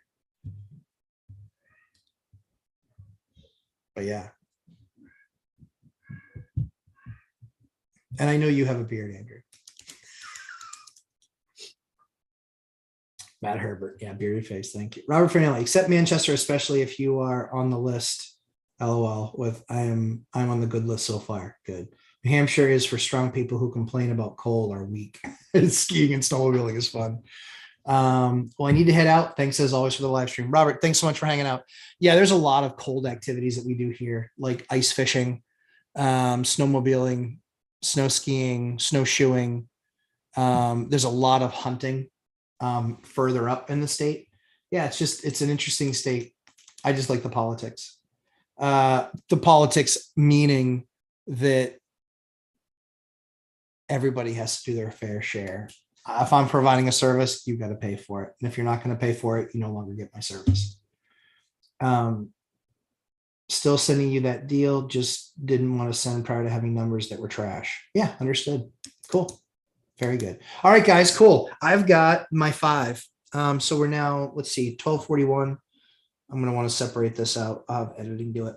I don't edit my own videos like Dion does. So I do want to separate this out. So what I promised you guys was the 5 things. Again, Lumberjack Landlord, 117 units, 39 buildings, I think is current count. I want to talk to you guys about the 5 things that I'm doing in this market right now to make sure that as a landlord, I'm going to be okay, number 1. And number 2 is if I take all of this and do all of these things, I will likely be far better off, i.e. I will have progressed during this correction. So we are seeing a crash. We are seeing a correction in a number of different markets around the country. One of the things that I look at is how do I get defensive? How do I put myself in a position where I can make sure to do the things that I need to do on the daily, that when it really starts to turn, I don't believe prices are going to go down this year. I think they're going to normalize. I think next year, I think we see that we could possibly be down next year. So here are the 5 things that you have to make sure to do. Number 1, bank. Start now with your bank. Make sure that you have a local bank. Make sure that there are someone that you can trust. Make sure that you are doing what you need to do so they can trust you.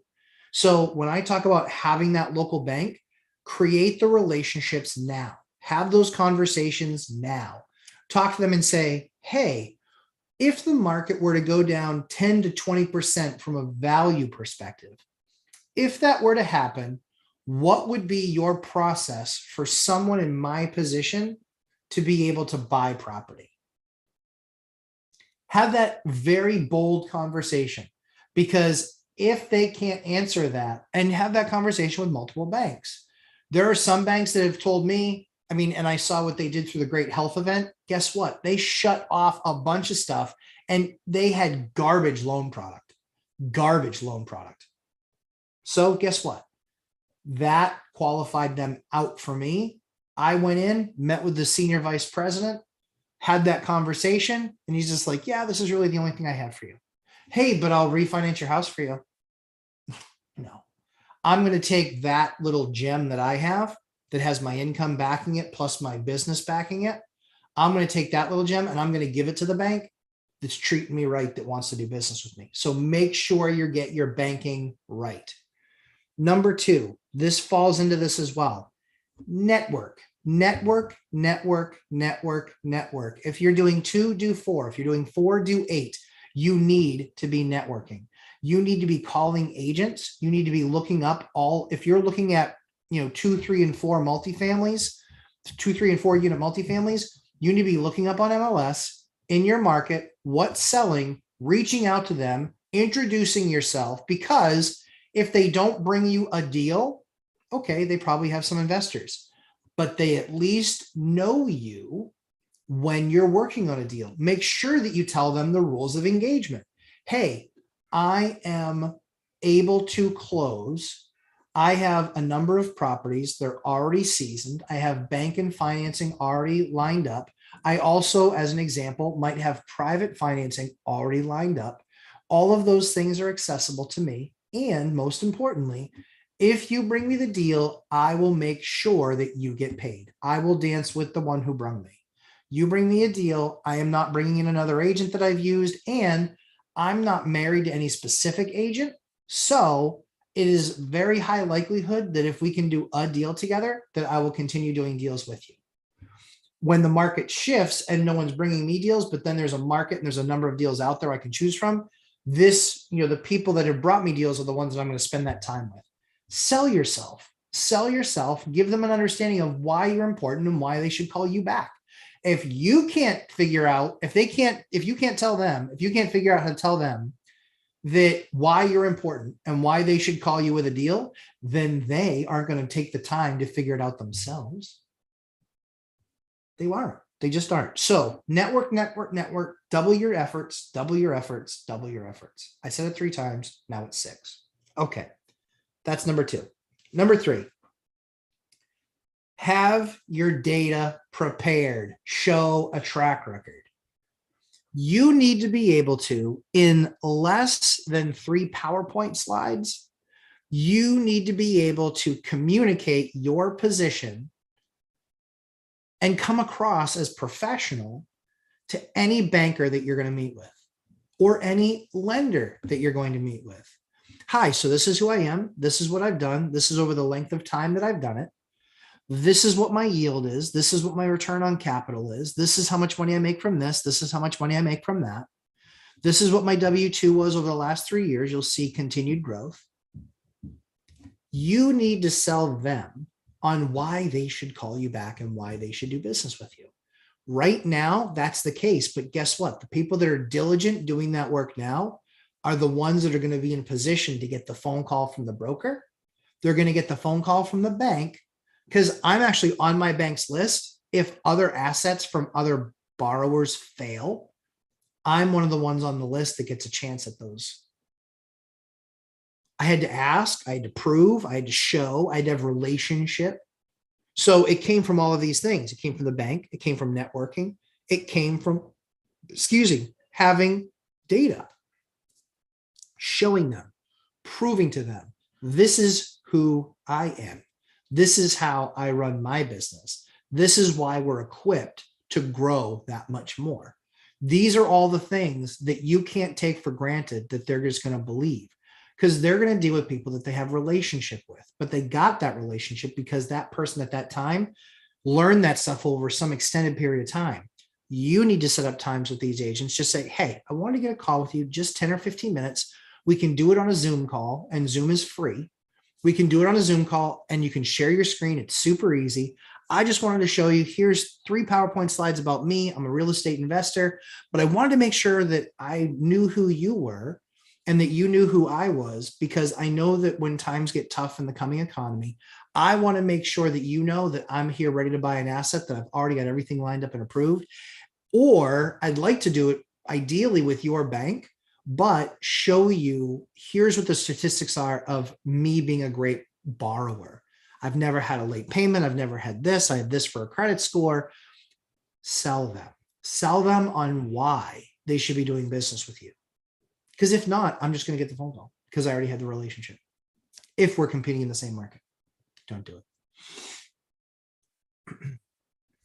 Number 4, create cash. Create cash. If that banker who knows the real estate market, right? Because a lot of times that's a commercial lender. Don't bother with the resis. Don't bother with like a residential lender.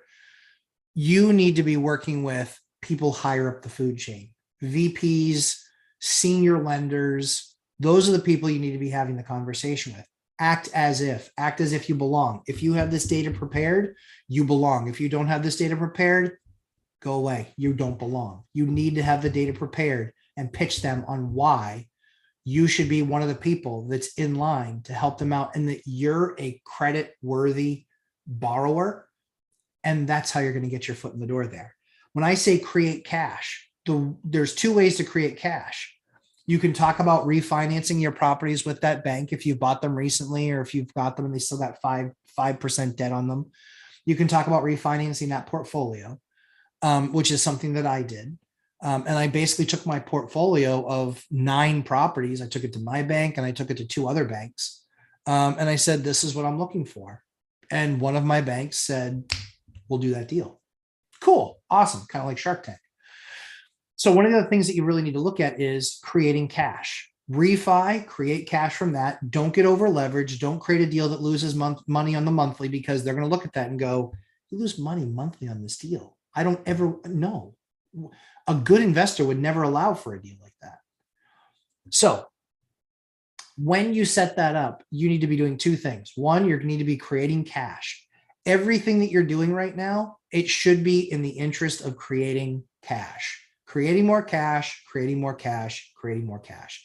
I am only doing projects right now that have to be done, not that I want to do. My want to do project list is quite long, but guess what? Set up for next year.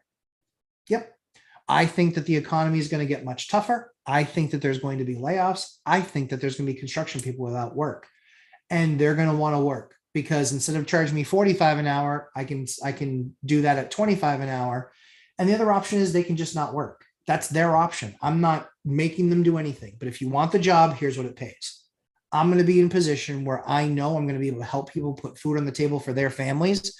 But at the same time, I'm going to get something out of the deal as well, which is I'll get a good job done to go with it. So raise your rents. Be running a rent box. I did a video on it last week, not this last Friday, but a week ago Friday. Be running a rent box. You must, absolutely must have a rent box. It's just as important as your buy box. If you have that rent box, you are in prime position to be able to tell the bank, so I understand market rents are currently blah, blah, blah. This is what you're probably hearing from other people. What I can tell you is I run the data, and here's the information that I get from that data. My rents are over what you believe market to be. Because of that, I have something that I do with my tenants and with my market and with my assets that ensures I'm towards the top end of the market, and I'm able to extract as much value out of a deal as I possibly can.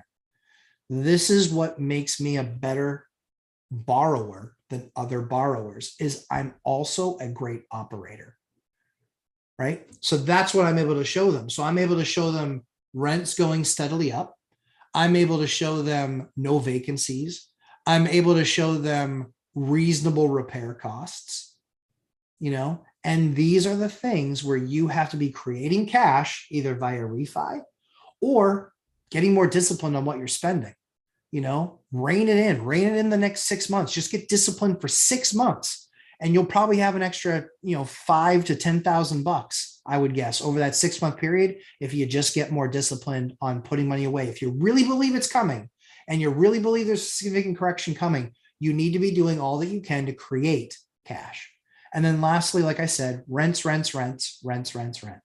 You need to show them you're diversified. You need to show your bank you're diversified. You need to show them there's a consistency of income. You need to show them that there's a consistent increase of income.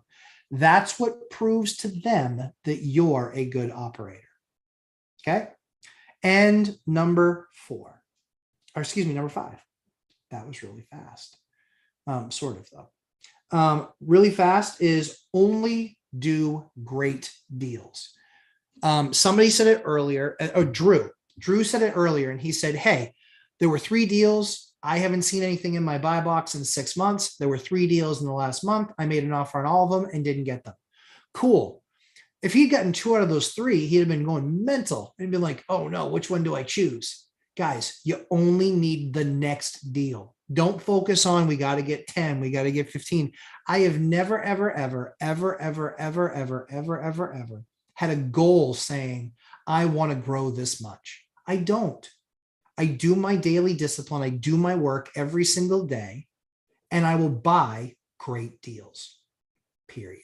I will buy a great deal. I will buy a great deal in a garbage market because it's a great deal, period. And I will show that it's making cash flow. I will show that it's giving me massive return on my capital. Guys, this is the secret to becoming elite. You do these 5 things. You start with your bank now, create that relationship. You network, double your efforts, more agents, more wholesalers, more looking on Craigslist. Look everywhere. Facebook Marketplace. There are people that sell houses on Marketplace. Look for, off-market deals in your area and little groups. Do meetups. These are all really important. Double your efforts. You need to be meeting at least twice as many people, because when it comes time, it's relationship. It's going to be that relationship that's going to make the difference for you. Have your data prepared, showing your track record, showing that you're not just a good borrower, but you're also a good operator. Critical, critical, critical. Create cash. Make sure that you're scaling back on the things that you shouldn't be spending on. Make sure that you've maximized rents so you can show, prove, and present to the bank why you're not just a good borrower, but that you're actually a great operator. The banks have plenty of borrowers. They don't have plenty of good operators. That is critical. Lastly, again, only do great deals. If your market shows 8%, be doing 10s. If it shows 10%, 12s. It should be a significantly great deal, because do the math. Imagine yourself, you're closing on that deal. When can I do the next one? How much time? How is it taking you out of the market? How long is that deal going to take you out of the market? How long is it going to take you out of the market? If you don't know that, you got to be doing that. You got to know how long doing that one deal is going to take you out of the market. Because if it's a 6% or 7% return and your market is 5-6%, dude, who cares? So what? Who cares? So what? That's not a great deal. It's a good deal. It's better than nothing. Better than nothing. What happens in the next year when you're going to see the amount of movement in the market that we're going to see in the next year?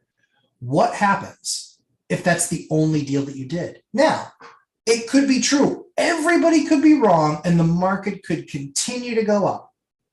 Even if transactions go down and the market continues to go up, and supply stops coming because everybody realizes that they can't get out of their 2.5 or 3% mortgage because the next house is 6 or 6.5%. That could happen. It's possible. But do a great deal, because you can find, if your market really is 6 or 7, then guess what? You can find another 6 or 7. But you need to be in position, ready to go when you find that 9, when you find that 10, if your market's 6. I was ready to go. It was literally one email, 3 people. We had an offer. We got it accepted. It was in the bank. It was then put into underwriting, and it was then approved literally within 72 hours. Be prepared. Be on point. There's no reason that the bank should know who you are until you make sure they know who you are in a good way. Present yourself, be a professional, show them that you're not just a borrower, but you're an investor and an operator, and you will win more deals because the bank will think of you, and they will also, most importantly, know who you are when you call. Session's over. That's what I had to say about that. Don't worry, not the live stream. Live stream's not over. We're still going to keep on going. But that's what I wanted to make sure to spend time with you guys on today, making sure that I gave you those 5 key points in the market. Now hit me with a bunch of questions. It's all good. And I will then answer the questions and see if you like my answers. All right.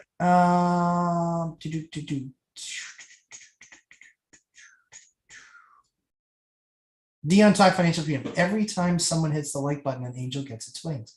That's true. I've actually seen that happen. Yes, hit the like button. 60 people watching and 33 likes.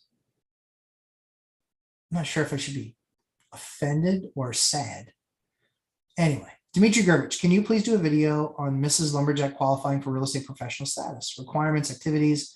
Does she keep a log? I think I get it, but I'm overthinking it. Okay. Yeah. So I don't need to do a whole video on it because it's really three things. One, she doesn't have a W-2. So this is the only thing that she does, which means she only has to qualify at 750 hours. Number two, that's 750-hour qualification. And absolutely, she has a logbook. She absolutely has a logbook. She does all the back office stuff. She takes a bunch of like the customer or the tenant calls, setting up showings, working with the agent. You never know where those hours are going to come from. I want to say that it is 14 hours a week, I believe is the number. It's either 14 or 17. It is.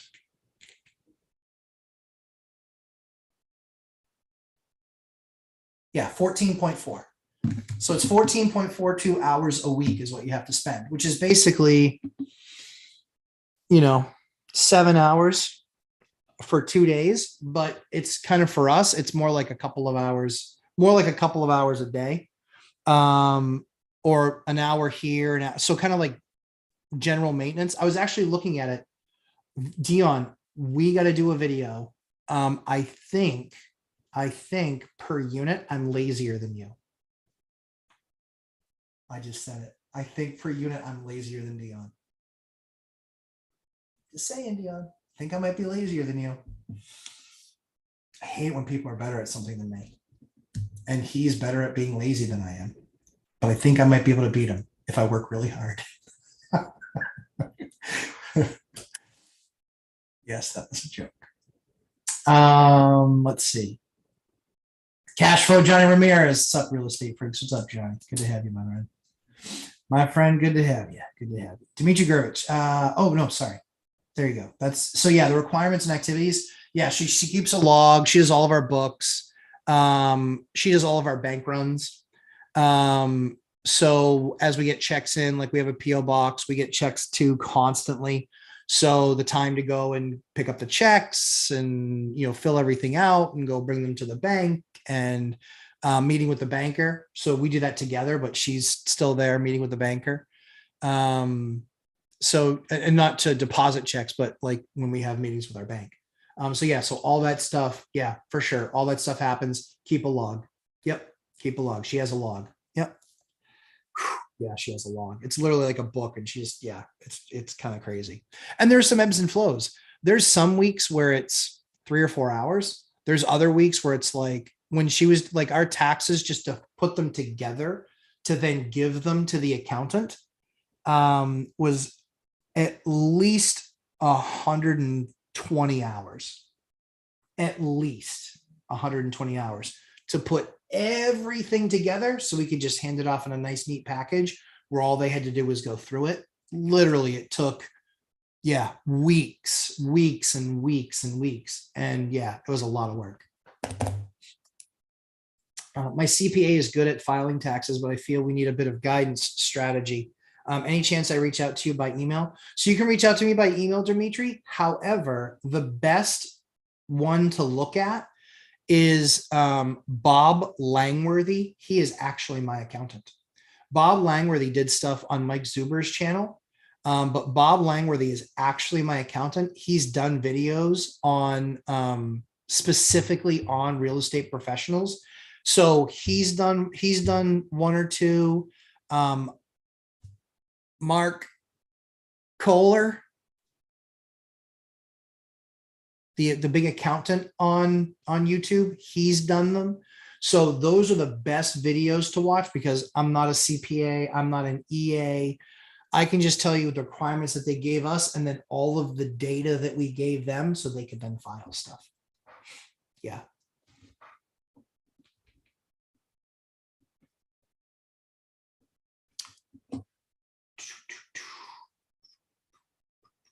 Andrew P, you have me 5-5 vibes.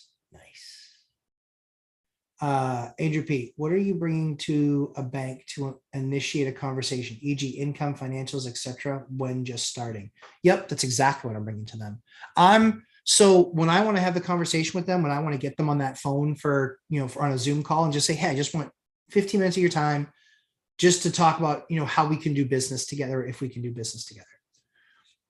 And that's what I would be presenting. I'd be presenting, this is how long I've been doing this. This is how many rentals I have. This is what my annual returns are. Walking them through why you're a good operator, not just a good borrower. Excuse me. Cash flow generator. So don't give them a spreadsheet. Do not do that. Don't give them a balance sheet. Don't do that. You need to be hitting the finer points in like a PowerPoint presentation. That's what you have to do.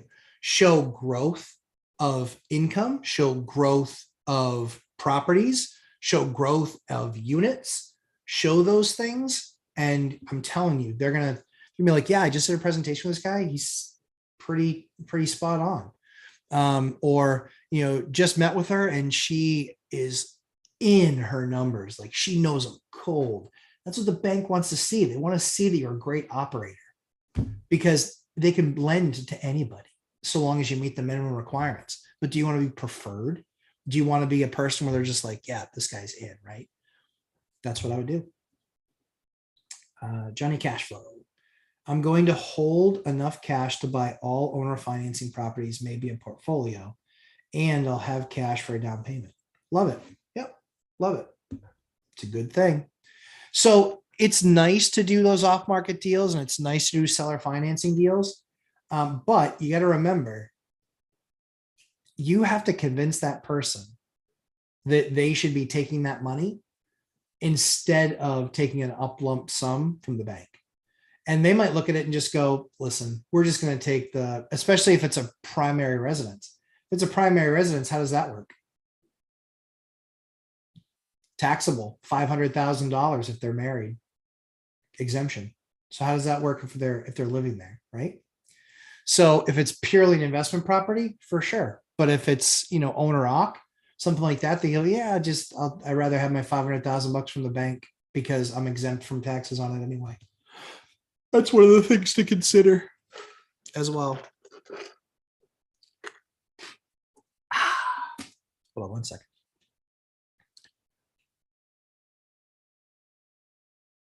Oh, not the one. Yes. Yes is the answer.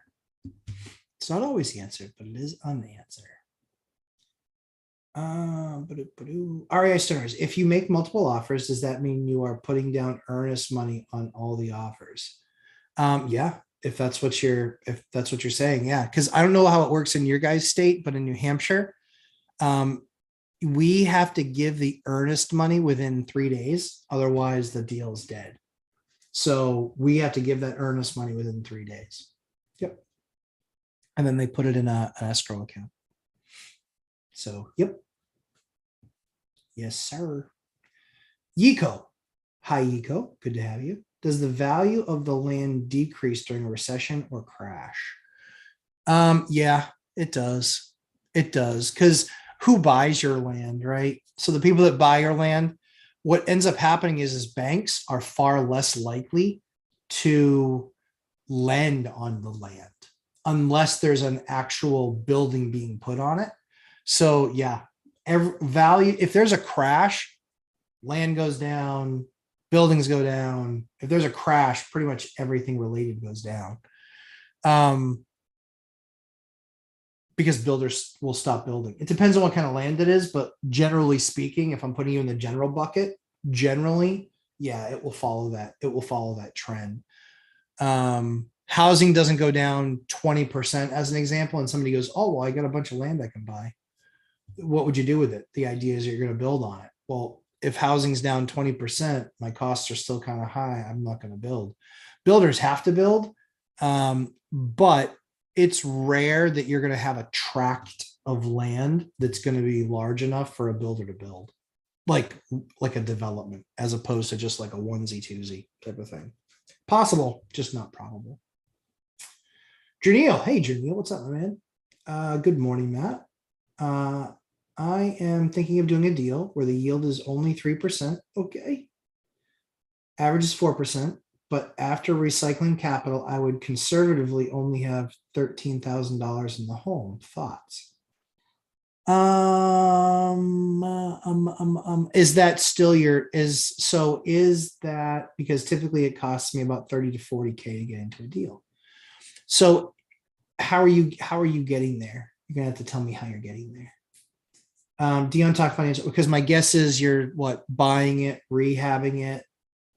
Yeah, buying, yeah, you're doing a brrr basically. Yeah, it's scary because when the banks stop lending, then you're stuck in that deal and then you're DOA and then you have an asset returning 3%. Yeah. Like I said, for me, I'm only doing great deals. It's impossible for me, Janelle, just based on the few data elements you gave me to tell you what the right thing is to do. But just kind of stepping back, the way I look at it is you're guaranteeing that you get refi at a certain rate, which is really risky in this market.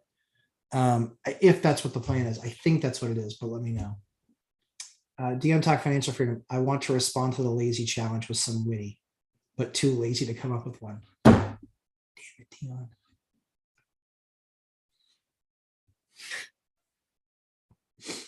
That's awesome. I'll have to think about that for a while.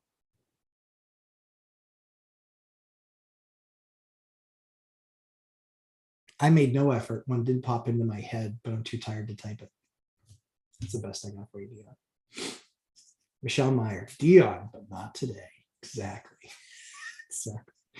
Andrew Rosenberg, good morning. So happy to hear news about your daughter. Best wishes. Andrew, thank you very much for the wishes. Yeah, we are super blessed and super pumped. And it's just, yeah, totally awesome. Totally awesome. Totally awesome. It's a miracle for sure.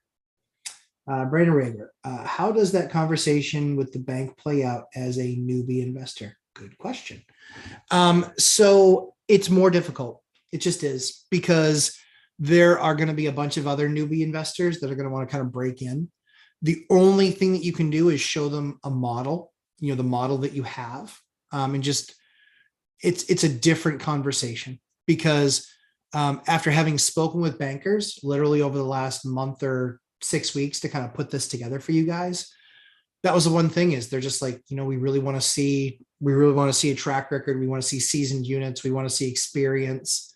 The best thing that you can do is probably I would be talking to, honestly, now that I think about it, I'd be talking to a non-QM lender. I would be talking to a Velocity. I'd be talking to a Convoy. I'd be talking to those guys because that might make them a little bit more giddy. They are a commercial style loan, even though it's 30-year fixed debt, because it's not going to be an owner occupied. That's something where they can foreclose on it. And they can foreclose on it a lot faster than they can on a residential property for sure. So yeah, that's what I would do. Yeah, I would work with non-QM and give them the same scenarios and just say, hey, if the economy gets that much worse, what does that look like for you guys? Et cetera, et cetera, et cetera. That's what I would be walking through with them because you want to understand, help me understand if in 6 months or 12 months that, the market shifted and, what are your guys' thoughts on what you think the market's going to be the next year? And then give them your opinion, say, if this were the case, what would you guys do in that scenario? That's the best advice I can give you there on that, because a big part of how I grew much faster was showing that I was a great operator. So when you're brand new, that's definitely going to be tough. But I would still put it together to show them that you're thinking that way. And then, like I said, also have conversations with DSCR guys for sure. Non-QM DSCR guys. Yep. Janelle, yes, it's a potential brrr, but conservative numbers though. And currently my market has shown little or almost no slowdown with the high rates. Affordability still shows us 50%. That's amazing. Janelle, that's nuts. Yeah, I mean, you can do it, but just recognize it's a massive risk. Um, it's a massive risk. Rates could be in the sixes, well into the sixes, maybe even seven by the time you're finished doing the BRRR. Again, I'm not trying to discourage you, but this is the way I look at it. If I look at a BRRR right now, I figure that, in all honesty, actually, I looked at a BRRR. I didn't get the deal, but I was doing it all with cash. It didn't matter. If I couldn't refi out, I could keep on renting it and just make a great return on my cash. And so that's what I kind of settled to. I didn't get the deal. Somebody else paid up because my number was a little bit high. Their number was a lot a bit high. I'm very interested to see what that closes for. So yeah, I think Jerneel, I think this is the part where you have to assess risk for yourself, and just recognize what the battle might be. If rates are the sixes and sevens, because then if I had to guess, I would say that probably makes you negative equity or negative cash flow. Sorry, not negative equity, negative cash flow, which can be a problem. Don't want those negative cash flows, because then it definitely hurts you and takes you out of the game. Brandon Rager, awesome. I would still believe that showing your buy box to a T, yep, and able to articulate your intentions with professionalism will still go a long way. I agree. Yep, I totally agree. You'd be surprised at how many bankers don't get pitched. They don't. They have somebody call them up and say, hey, I've got this property, I want a loan on it. They're like, okay, fill out an application, pitch them. But that's why you're not working with the residential broker. That's why you got to be working with somebody higher up the food chain. A senior vice president of lending, a senior lender, people higher on the food chains that make those decisions. Yep, that's who you want to be presenting to, for sure. Higher on the food chain, not just a rep. And that's no offense to mortgage reps, but mortgage reps, they have zero control over you getting approved. Your application goes to underwriting, and underwriting approves it, not the lender. Or not the mortgage broker. The actual lender has an underwriter that's the one who's actually going to approve you after they ask you for blood 9,000 things.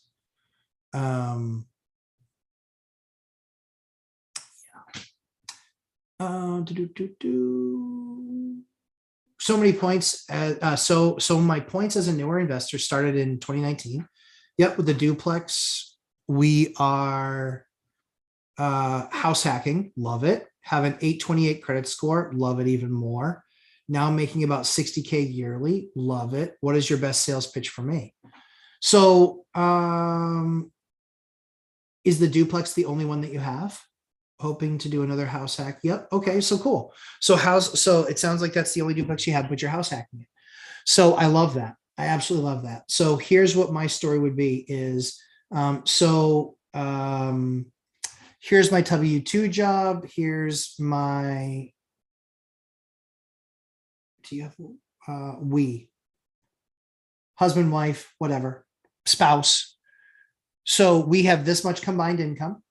We have this much for monthly expenses. We have this as an asset that we bought in 2019. We've continued to rent it over that time. Here's what the rents were this year. Here's what the rents were in 2020, 2021, 2022. Make sure that you raise them, or if you're going to raise, like, it's best to have the bigger number that you're going to show the banker. Don't bring in any assumptions on, but this is what we think rent is going to be next year. Don't do that. You're not an economist, and they don't know, and you don't know. And if they are the more conservative type, they're going to get annoyed that you're trying to tell the future. They're like, yeah, but you don't know you're going to get that. Tell them what you know, tell them what you have, tell them what you've done, right? That's the best indication of where you're going, what you're doing, and where you're going to end up. So that's how I would pitch that.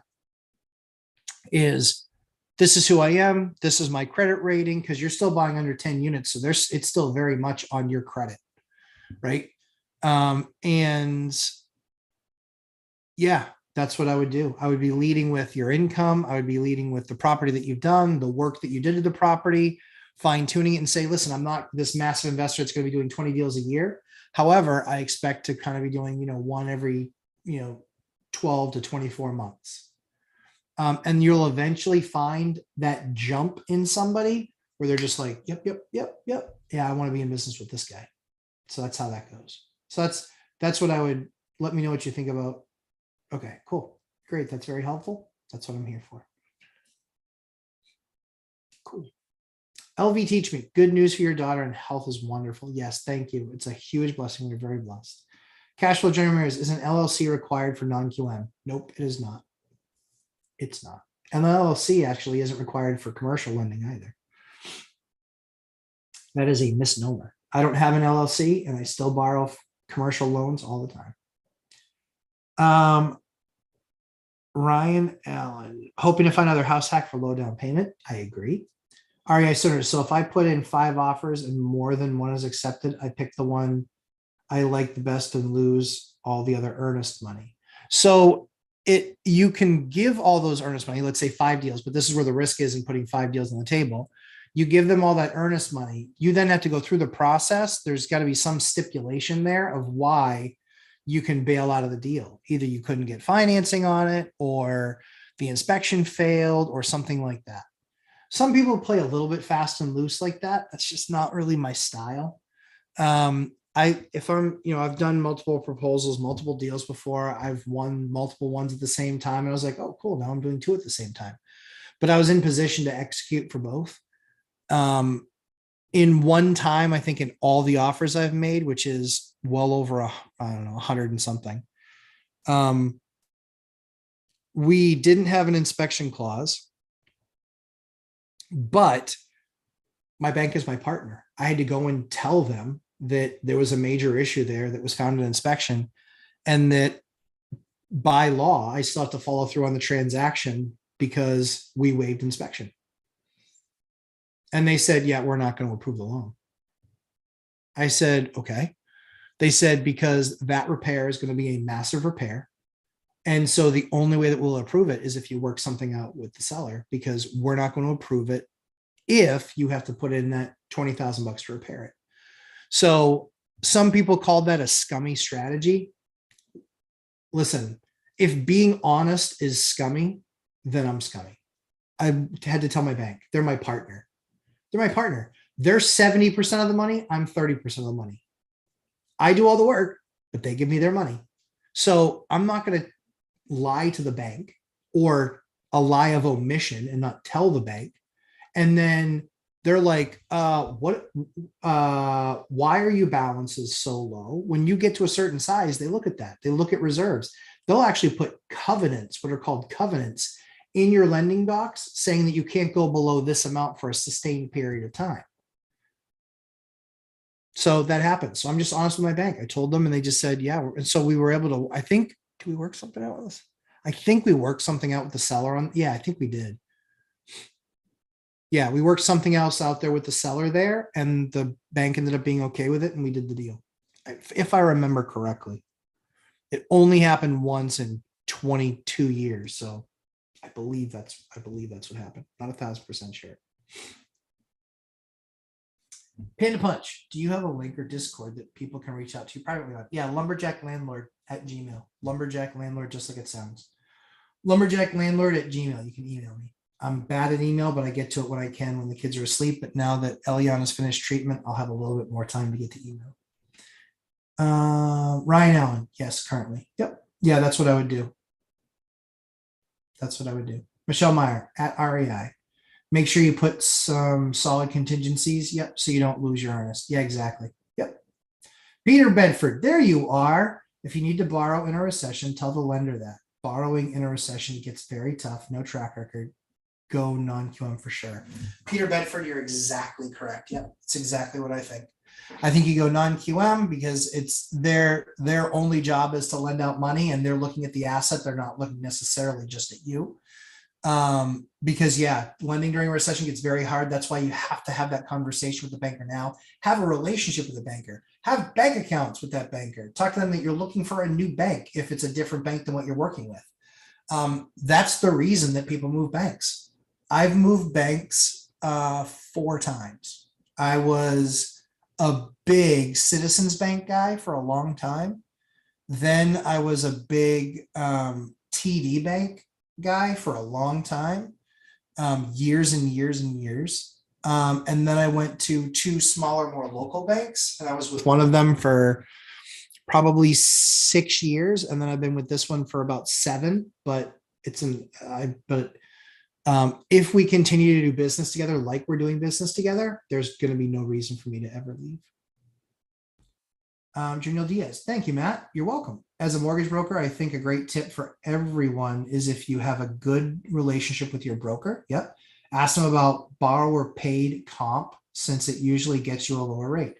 Borrower paid comp. Very cool. Since the broker is usually compensated by the lender based on a percentage of the loan amount, and price is baked into the rate.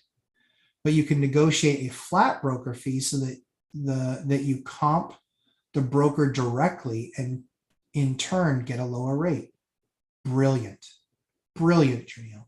See, guys, this is why I do the live stream right here. That's something that I never knew.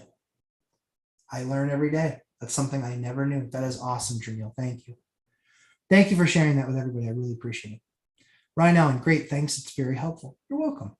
Better Home Rental. We built our self-managed rental business, encouraging 2, 3, and 4-year leases, and it worked. Yep. During the pandemic and due to inflation, we moved to 12-month. Yep. Is it time to move back to 2 or 3-year leases? I don't think so. I think that the way that I would answer that question is, if you've got a great tenant with great credit and they're always on time, yeah, I'd be trying to lock them up for a 2-year for sure. What do you want? You want security. They want security. Is the raise of $50 going to make the difference for you if you get that at the end of the year? I mean, your costs will go up, but have they gone up that much of the stuff that you're having to pay to take care of the building? So yeah, for me, in all honesty, yeah, I think I just did a 2-year with somebody. I reached out to him and I just said, hey, so we've got you guys and another set of folks. Quite frankly, you're both great. You both qualify really well. You both have great income, as far as both groups of people. And I said, is there any chance that you'd be willing to do a 2-year lease? I said, it locks you in at your pricing. And you guys are good for the next 2 years and don't even have to think about it. And they were like, yeah, let me talk to the other roommates. They got back to me and they're like, yeah, that's awesome. That's what they did. I locked in for a 2-year lease. And that lease is $3,000 a month, $2,950, right around there. So 36, 72, $72,000 rent contract is what that is for half a duplex. Yeah, I'll take that. Yep, I'll take that. Yes, absolutely. Andrew P, have to head out. Thanks as always. And we'll finish the live this evening. Look forward to next week already. Very cool.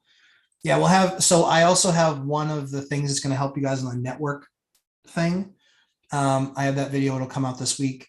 I got to work with Dion on getting the link set up in the video. Dion, you heard me.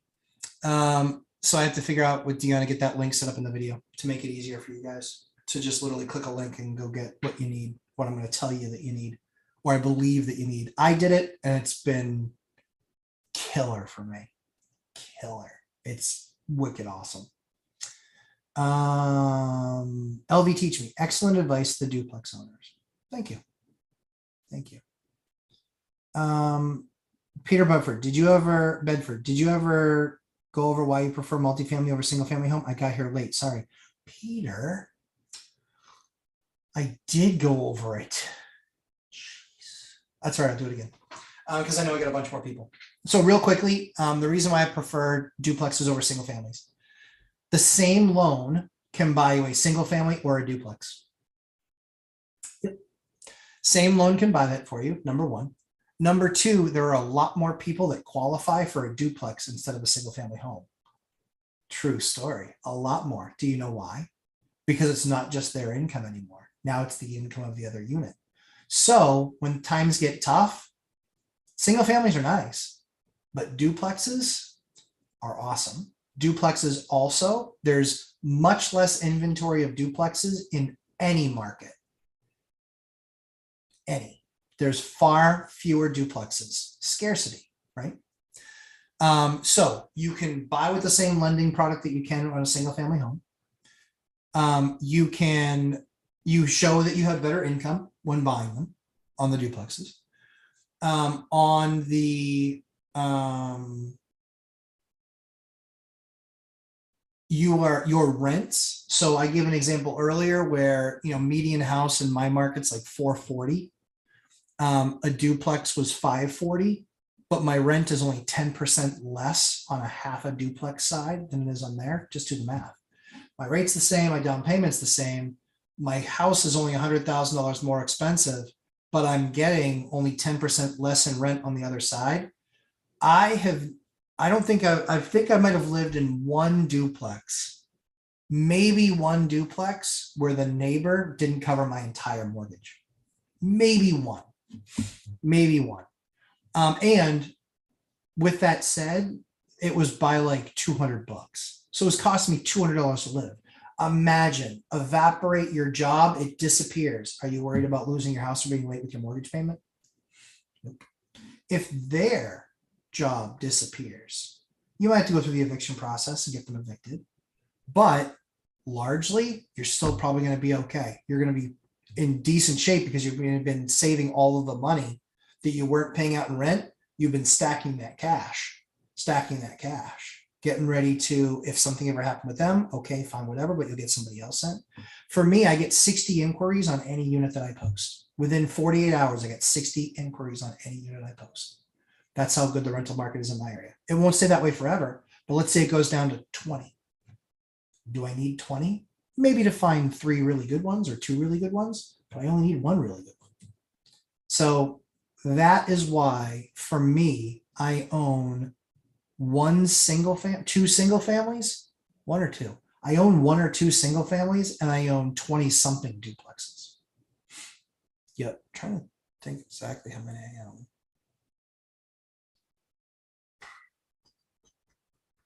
I think, yeah, it's 20 something.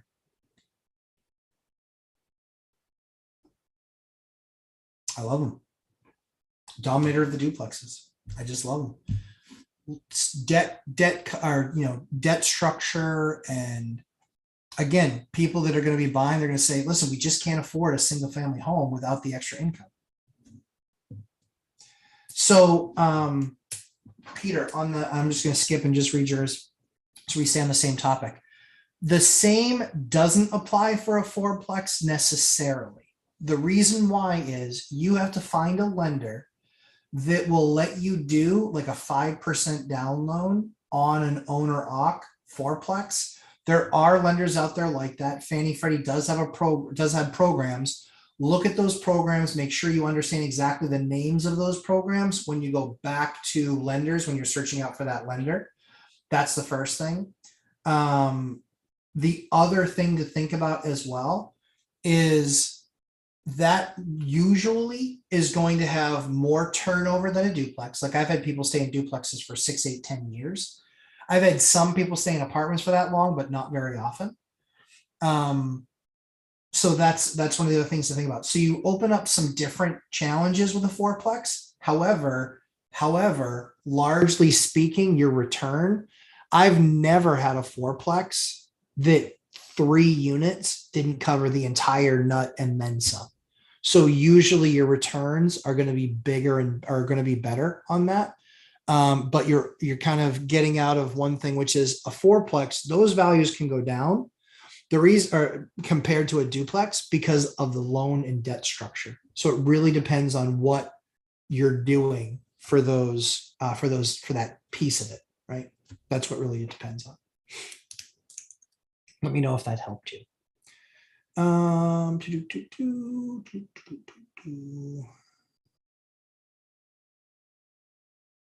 multifamily owners. Yep. RES owners. Thanks, Michelle. Yep. That's great advice from Michelle. Julie Anderson, please take your wife on a date this week. Oh yeah, for sure. Yeah. We actually already, yes. So we have all of that. So I already did, it's TMI, but I'm going to share it anyway, just so Julie knows. So I already had a massage session, not by me, by a professional. I'm only a semi-pro masseuse. But I already had my wife, I already sent my wife off to a massage after treatment. So she was 100%. So she got 2 hours of massage, which is close to as good as a date with me. But yeah, we are going to do a date this week because we got our nanny sitter situation. We don't have a live-in nanny. We have one that comes over a couple times a week and just watches the kids. So Ashley can do her real estate stuff and also can choose what errand she wants to run without kids or with just the baby. Having a 14-month-old is a lot easier than carting a 4, a 3, and a 14 for sure. I know what my wife's doing right now, and not in a creepy way. I just got the heads up that she picked up our food. So yeah, I totally agree. Yep. So we will do another date, but yeah, she already got a 2-hour date. It's very nice for her. Let's see. Patient 0. What is your highest turnover floor plan? 3-bed, 2, 1.5, 1, or 2-bed, 1 bath? I don't know because I don't do single family homes. So unit wise, my highest turnover, I don't know.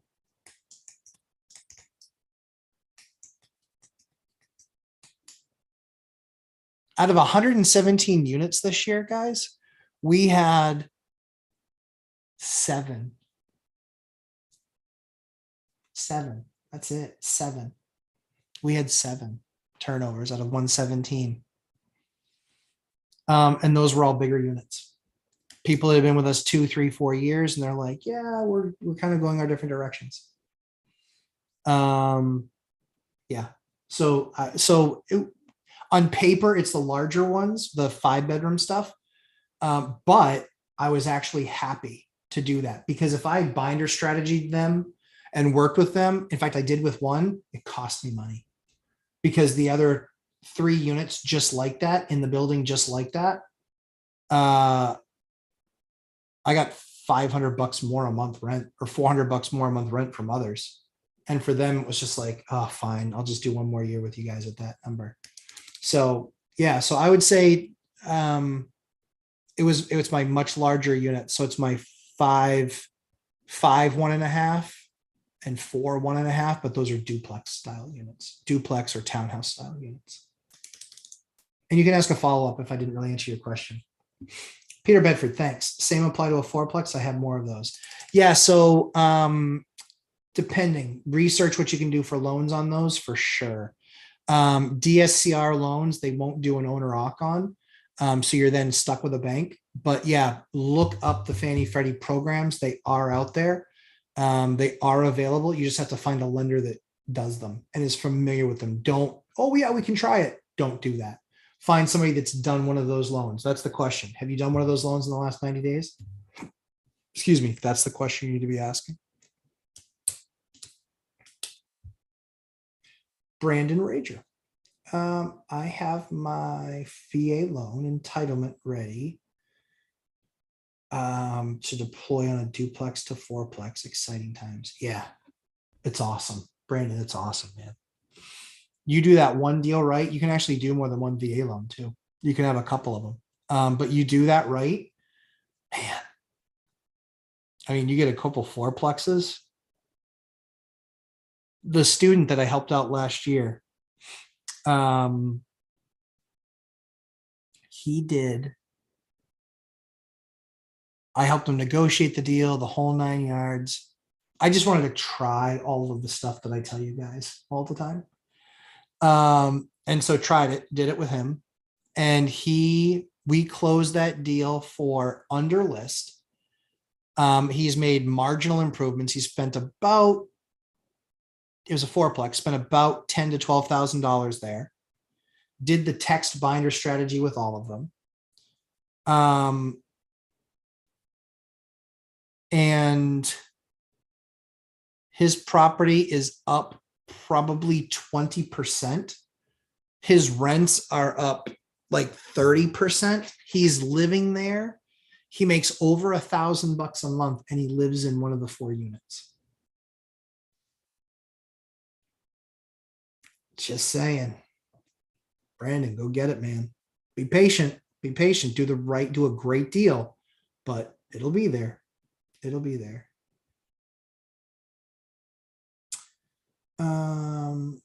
Thomas Daniels. Hey, Thomas, thanks for joining us. Great 5 points. Thanks. Very welcome. Yeah, glad that helped. Peter Bedford, very good info. Thanks. I agree. I thought that was excellent info, but thank you for saying. I think that, yeah, like I said, I love those duplexes because of the debt structure that you can get. And because it's the same type of mortgage you can get on a single family. There's no like rate increases from a single to a double or a dupe. There's no difference in down payment requirements, not right now anyway. So yeah, it can be really, really killer. Yeah, for sure. Julie Anderson. Yes, I did all of those things. Mrs. Lumberjack was very happy, which is cool. That's what we're in this for. So yes, my wife, it was a really hard year for all of us. We were apart half the year. So she spent half of those days in the hospital. And that's really hard. But we had a 4-year-old and a 2-year-old home for all of that time. I was here because we were quarantined. They couldn't go to a nanny's house. They couldn't have a nanny come here. So I got an awesome opportunity to really be engaged with my kids. In 12 or 14 years, I'll let you know how messed up I made them. But it was just, yeah, it was a really hard year, but a huge blessing, huge opportunity to spend a ton of time with my kids. And so, yeah, it's good. And now we get to spend it. We are big. I'd love to get you guys feedback. We are big on yard sailing. I'm not joking. I have 117 units and we still yard sale. Like we go to yard sales and buy stuff. I would love to know if you guys would even care. Like we'd be happy to video that because I get questions all the time about parenting stuff. I know that I don't know all the answers, but I can just show you what we do and maybe it works for you and maybe it doesn't. But if you guys are at all interested in that, I'd be happy to film that because watching my kids at a yard sale is hilarious. Hilarious. Yeah. Samuel's told somebody, she's like, well, what do you think about that? He's like, we don't need that. We don't need that. Sorry. She's like, I never would have expected to hear that. I was like, me either. I don't, sorry. Sorry in advance. If no LLC for you is about insurance, I have insurance on all my properties individually. And so, yeah, we have all of our properties covered. They're covered with 2 different companies. We do back and forth between the 2 because of the 2 best vendors around. The challenging thing is that we don't want any one of them feeling really good about themselves. And so we make sure that they always try for us. They give us some lousy number on a policy, we go to the next guy. We'll go to the other guy, not the next, but the other. So yeah, no LLC, just all of the properties are in my trust and they give us insurance that way. So yeah. Brandon Rager, wow, that's a dream. My patience is top tier, so great deals only. Yes. Yeah, if you served or since you served, I know your patience is top tier. I appreciate you. Ryan Allen, such good info and questions. I'll have to watch this again. Awesome. Thanks, Ryan. Glad it was helpful. And for your daughter too. She's learning. You're learning young. I love it. Ryan Allen, do you currently have a video about how you hold your properties? Trust LLC or whatever you do. They're in trust. I don't have a video on it because I can't really speak to it at all. We went through with our accountant and our attorney, and based on what we wanted to have. So we have our insurances, then we have an umbrella policy. And the reason that we have it that way is if something ever happened to me, Ashley could step in and take care of everything. If something ever happened to her, I can step in and I can take care of everything. So that's kind of why we did it the way that we did it. And then just assets and all that other stuff. So yeah, that's how we structured it. I'm actually due to have, now that we're out of quarantine, that's actually one of the meetings that I want to have with my attorney, is talking to them and saying, is this still the best structure? My EA said it was great. So no reason to change it right now, but yeah. So in a trust, no LLC. Yep. JJ. Hey, JJ, thanks for coming. I love a yard sale. I know. I love yard sales too. My wife, Mrs. Lumberjack, she hated them. And now she loves them. We converted her. Yep. Samuel knows on Friday night to say, Daddy, do we have our list of yard sales we're going to tomorrow? Yes, we do, son. It's so much fun watching them. You guys will hear me shout in the video. I shout 3 things all the time. Are you touching something? Stop touching something. And no, we don't need that. That's the 3 things I shout all the time. Be like, yep, you can. I would not play the drinking game by that, because you will end up sloshed by the time that video finishes. Yeah. Yep. With Dion's alien vodka. Yeah, I wouldn't do that. It's really funny. It's actually really funny to watch. But we get all sorts of just like cool stuff that we need, that we use for the kids. The big thing that we try and teach them is everywhere you go, you don't get something. Just because you like it, you don't need it. Just because you want it doesn't mean you can have it. And then just generally behaving, and having a good attitude when you're told no. And so those are, and teaching them about money, teaching them and being respectful with how we, work with buying product. But yeah, yesterday we got a water table, which my kids spent 3 hours on yesterday, paid for itself 100 times over.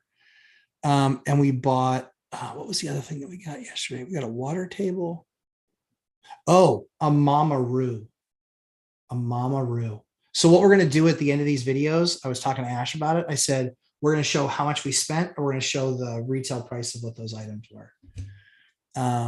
We do really well. We've been between 10 and 14% of retail price. And these are not trash things. These are like gently used, and you can tell. So yeah, it's pretty fun. Yeah.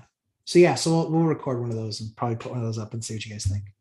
REI Stoners, thanks for all the great info, Matt. I hit the like button, but I'm off to smoke some weed and run some numbers. Do the work. Yes, do the work. Okay on the weed. I probably wouldn't be doing the numbers and the weed together. I'm just throwing that out there. It's because I care. Julie Anderson, I love yard sales for tools. Yeah, great way to teach children the value of money. Yes, and yes. Agreed 100%. Dion, talk financial freedom. You are showing your age, Dion. Yeah, I know, right? It's a Wonderful Life. I was tortured and made to watch that as a child. And that is not a show for us come the holidays. We will watch A Christmas Story, and we'll watch that a bunch of times. That's what I grew up on. That's what I liked. And the kids like that too. So I'm an 80s kid. But I wasn't a teenager until really the 90s. But yeah, I'm more of an 80s kid. Let's see. Don sent me the email. Awesome. Very cool. LV teach me. Haha. 3 things you tell your children during yard sales. Yeah. For sure. Yeah. 100%. Yep. Yep. Yep. Stop touching that. Don't touch that. And we don't need it. That's it. You'll hear it all the time. You'd be like, dang, that's a lot. It is a lot. It is a lot. So when we start in the car, we stop and we say, okay, here's our expectation. You will behave. You'll be nice. We're not going to get something unless we need it. And what's the most important rule? And my kids shout at the same time, don't touch anything. Exactly. So then I just have to ask them as we're going through the yard sale, are you touching something? Are you touching something? Sorry, Dad. Sorry, Dad. Yeah. Okay. Yeah. It's pretty fun. Peter Bedford, numbers without weed. Yeah, for sure. Yes. Weed and numbers are my favorite. Yeah, you might end up in a bad deal, Johnny. JJ, do most of your tenants work in New Hampshire or do they go to Mass, if you know? And how is the NH economy doing? NH economy is ridiculous. Our unemployment last time I saw it was under 3%. Yep.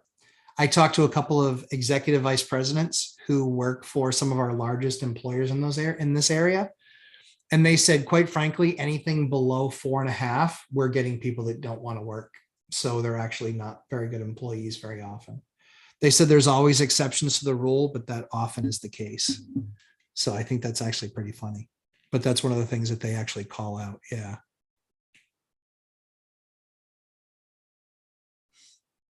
So yeah, it's pretty incredible. Hold on, I got a Venmo. Oh, cool. Yeah. Yep. So yeah, so we love yard sales, love the value. I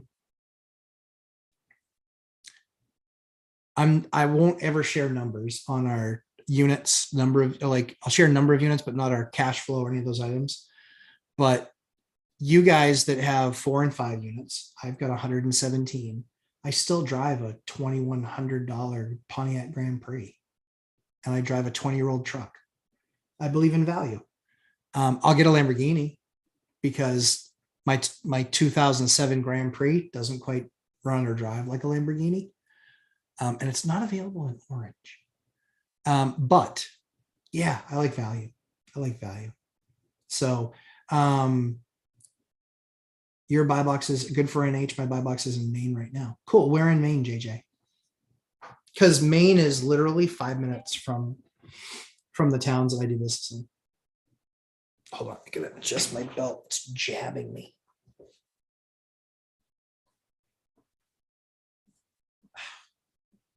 That's what happens when you have a big buckle. Oh, it's much better. Dang, it's been going for too long. There we go. Better. So JJ, yeah, tell me where your main buy box is right now. Oh yeah, Ryan Allen, yeah, Lewiston, Auburn, yeah. Do you guys watch Sanford at all? Holy Toledo with Sanford. Sanford, she's looking at Sanford. JJ, I don't know if you're a guy or a girl, so sorry if I just said she. I don't know if you're a guy or a girl. I don't care, just only if I want to refer to you correctly. But yeah, Sanford.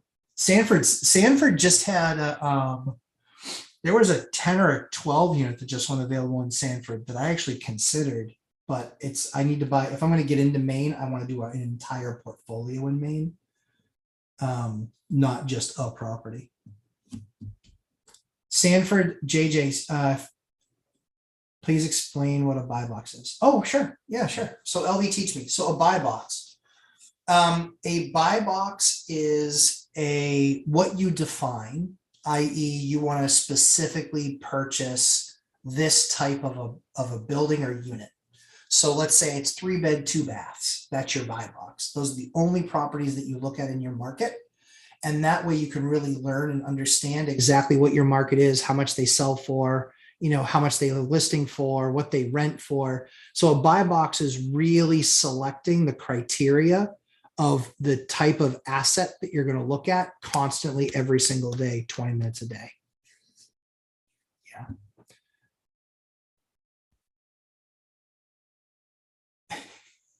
JJ. I'm a girl actually, but YouTube shows me a lot of guy ads.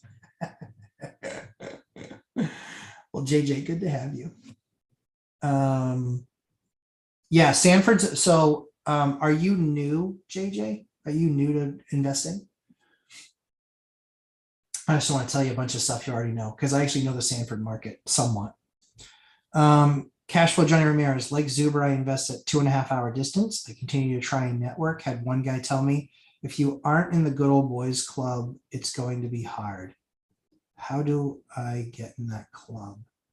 You know how you get in that club? You get bigger than they are. I was told exactly the same thing. Francesco Rinaldi, those people, whatever. I am now bigger than that old boys club. Yeah. There's one guy in that entire old boys club that's actually bigger than I am in my area. Yeah, one. The rest of them, yeah. Trust me, I dealt with that. I dealt with all that stupid stuff. I started bringing in contractors from other areas because I wasn't part of that old boys network. And then they would say, oh yeah, sure, we'll do that job for you. And then they delay. And they thought that was funny. So yeah, it's a competitive game for sure. And now I'm bigger than all of them except for one. And the other one took on 2 massive investors. Massive, not like tens of millions, like hundreds of millions. So that's not how I wanted to build it. LV teach me. You're welcome. Trying to cash flow, I'll build my own club. Damn right. Absolutely. Yep. Yeah, I got talked to by the president of a rental group, and she was rude and obnoxious. I said so. And she was like, said something to the effect of, this isn't on behalf of the group, this is on behalf of me. And then just went up one side and down the other side of me. I don't really care. And I said, you know what's really funny to me? You're the president, and you don't know that I'm the largest landlord in your group by a factor of 4x. That's what's really funny to me. I said, that just blows my mind. I said, all the resources that I have available for all the relationships that I have online, and nationally and internationally, you haven't tapped into it once, you haven't asked once. So I think you're completely out of your depth, and quite frankly, you should resign. Apparently struck a chord. She resigned 8 weeks later. But yeah, rude, man, rude. But yeah, don't worry about those old boys clubs. Make your own. Screw those guys. I never treated a new investor like that, ever. When I would run into them in the field, never. I let them down talk me, and I overpaid and all this other stuff. And I'll let it go the first few times. And then one guy just got under my skin and I let him have it. So, JJ, no, I've done a few things in the past, but not as many as you. Yet, however, I know it's not a perfect town, but I think it had potential, maybe. Yeah, just be really, really, really careful there, JJ. Really careful. Do a ton of work. I know that it's shifted a lot. I know the values are way, way, way up, but Maine is the largest, has the highest public assistance rate as a state in the entire country, number one. Number two, Sanford is one of the highest in the country for assistance in the city. And those aren't bad things, they're just different things. And so it's just something to, and their pricing has skyrocketed and probably shouldn't have gone up. I mean, that's one of the areas where I think that that's a CD type of area. There's parts of Sanford that are awesome, but there's a lot of parts that are really, really, really bad. Something upstairs. My studio or office is below a room that we have upstairs. Something fell, but I don't hear crying. So Ashley's on it. So yeah, lots of potential. But yeah, just be really careful with Sanford. If you don't have an agent and you need an agent, I know somebody that knows Sanford inside and out. He's tried to get me to invest there a number of times. It's just not a fit for me unless I buy an entire portfolio. So if you need a hookup there, drop me a line, let me know. I'm happy to do it. Oh, Ryan left, didn't he? Did Ryan leave? Ryan, if you didn't leave, Lewiston, I think that's the town where they just did a major investor from my area bought the mill there. I think. Yeah. And he bought it for like $1 a square foot. I mean, at the end of the day, I want to say it's like a 500,000 square foot building. It's an old mill. It's massive. Yeah. So Biddeford, yes, more expensive, but cleaner, better market. Again, JJ, if you need any help, shoot me an email at lumberjacklandlord@gmail. I'll give you a referral. I know somebody that knows those areas, does a ton of business up there. And he's an investor himself, and so he understands the investing piece. So if I can help you. So Ryan Allen, Lewiston, isn't there a big, huge mill on the water that sold like in the last couple of years? Have they started developing that at all? Yeah, I'm waiting to see how they do on the renovations at the mill. I drive by it daily. Yeah. So that building was like 500,000 square feet, I think. Norway, Maine has a gelato shop. Cool. Message me. Yeah, cool. Happy to help you, JJ.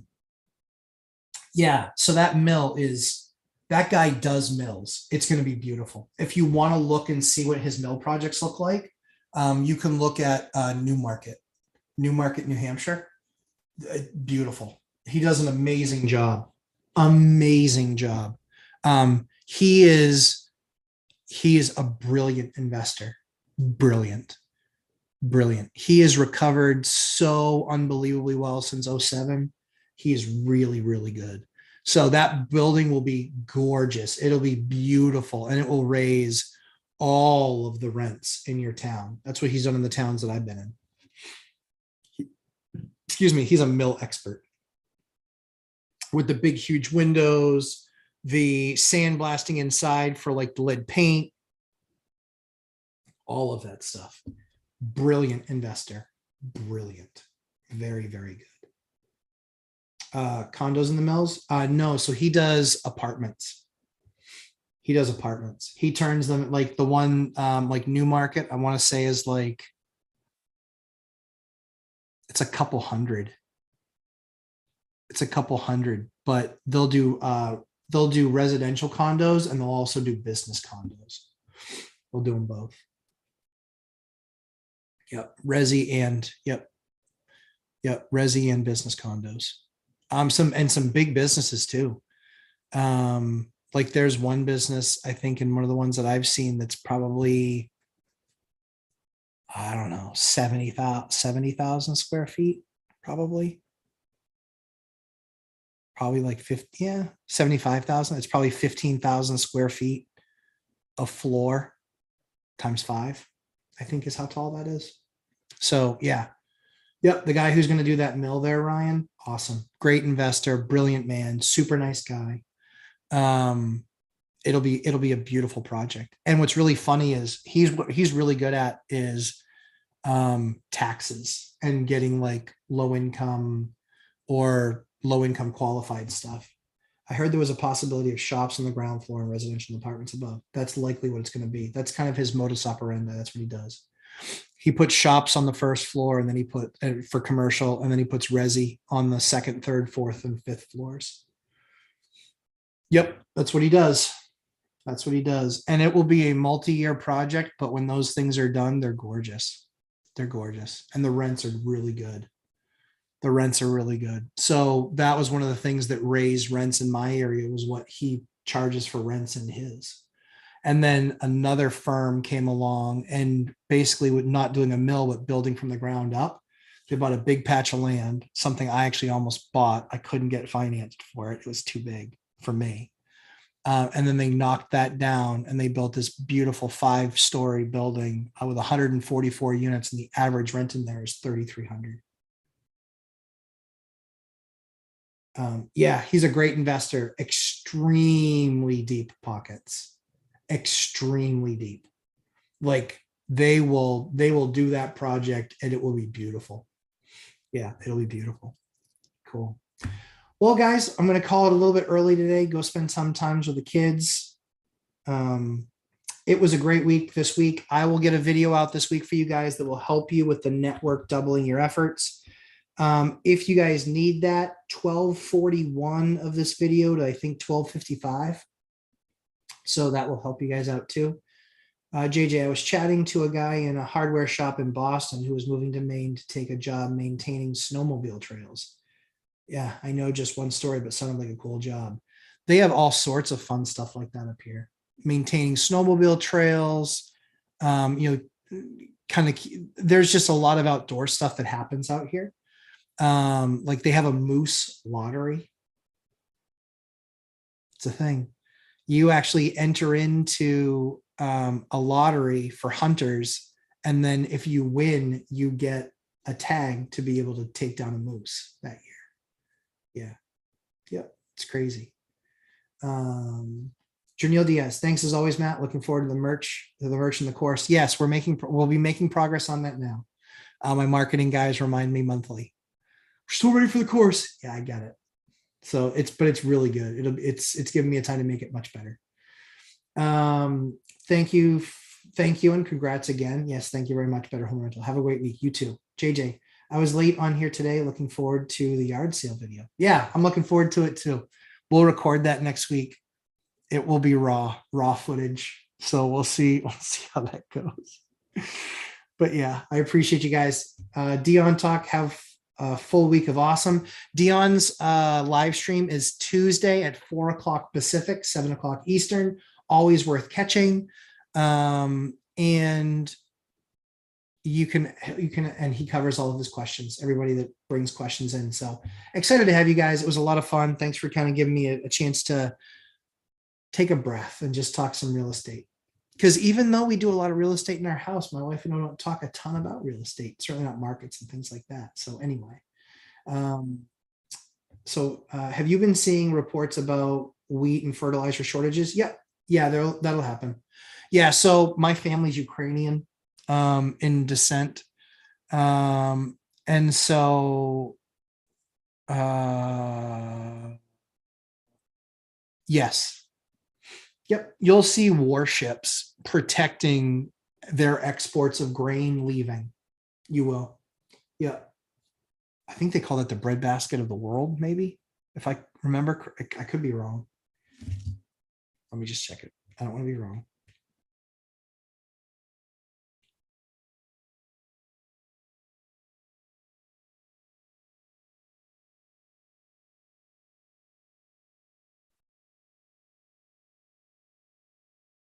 They're the 5th largest exporter of wheat in the world. The USA is the breadbasket of the world. Yeah.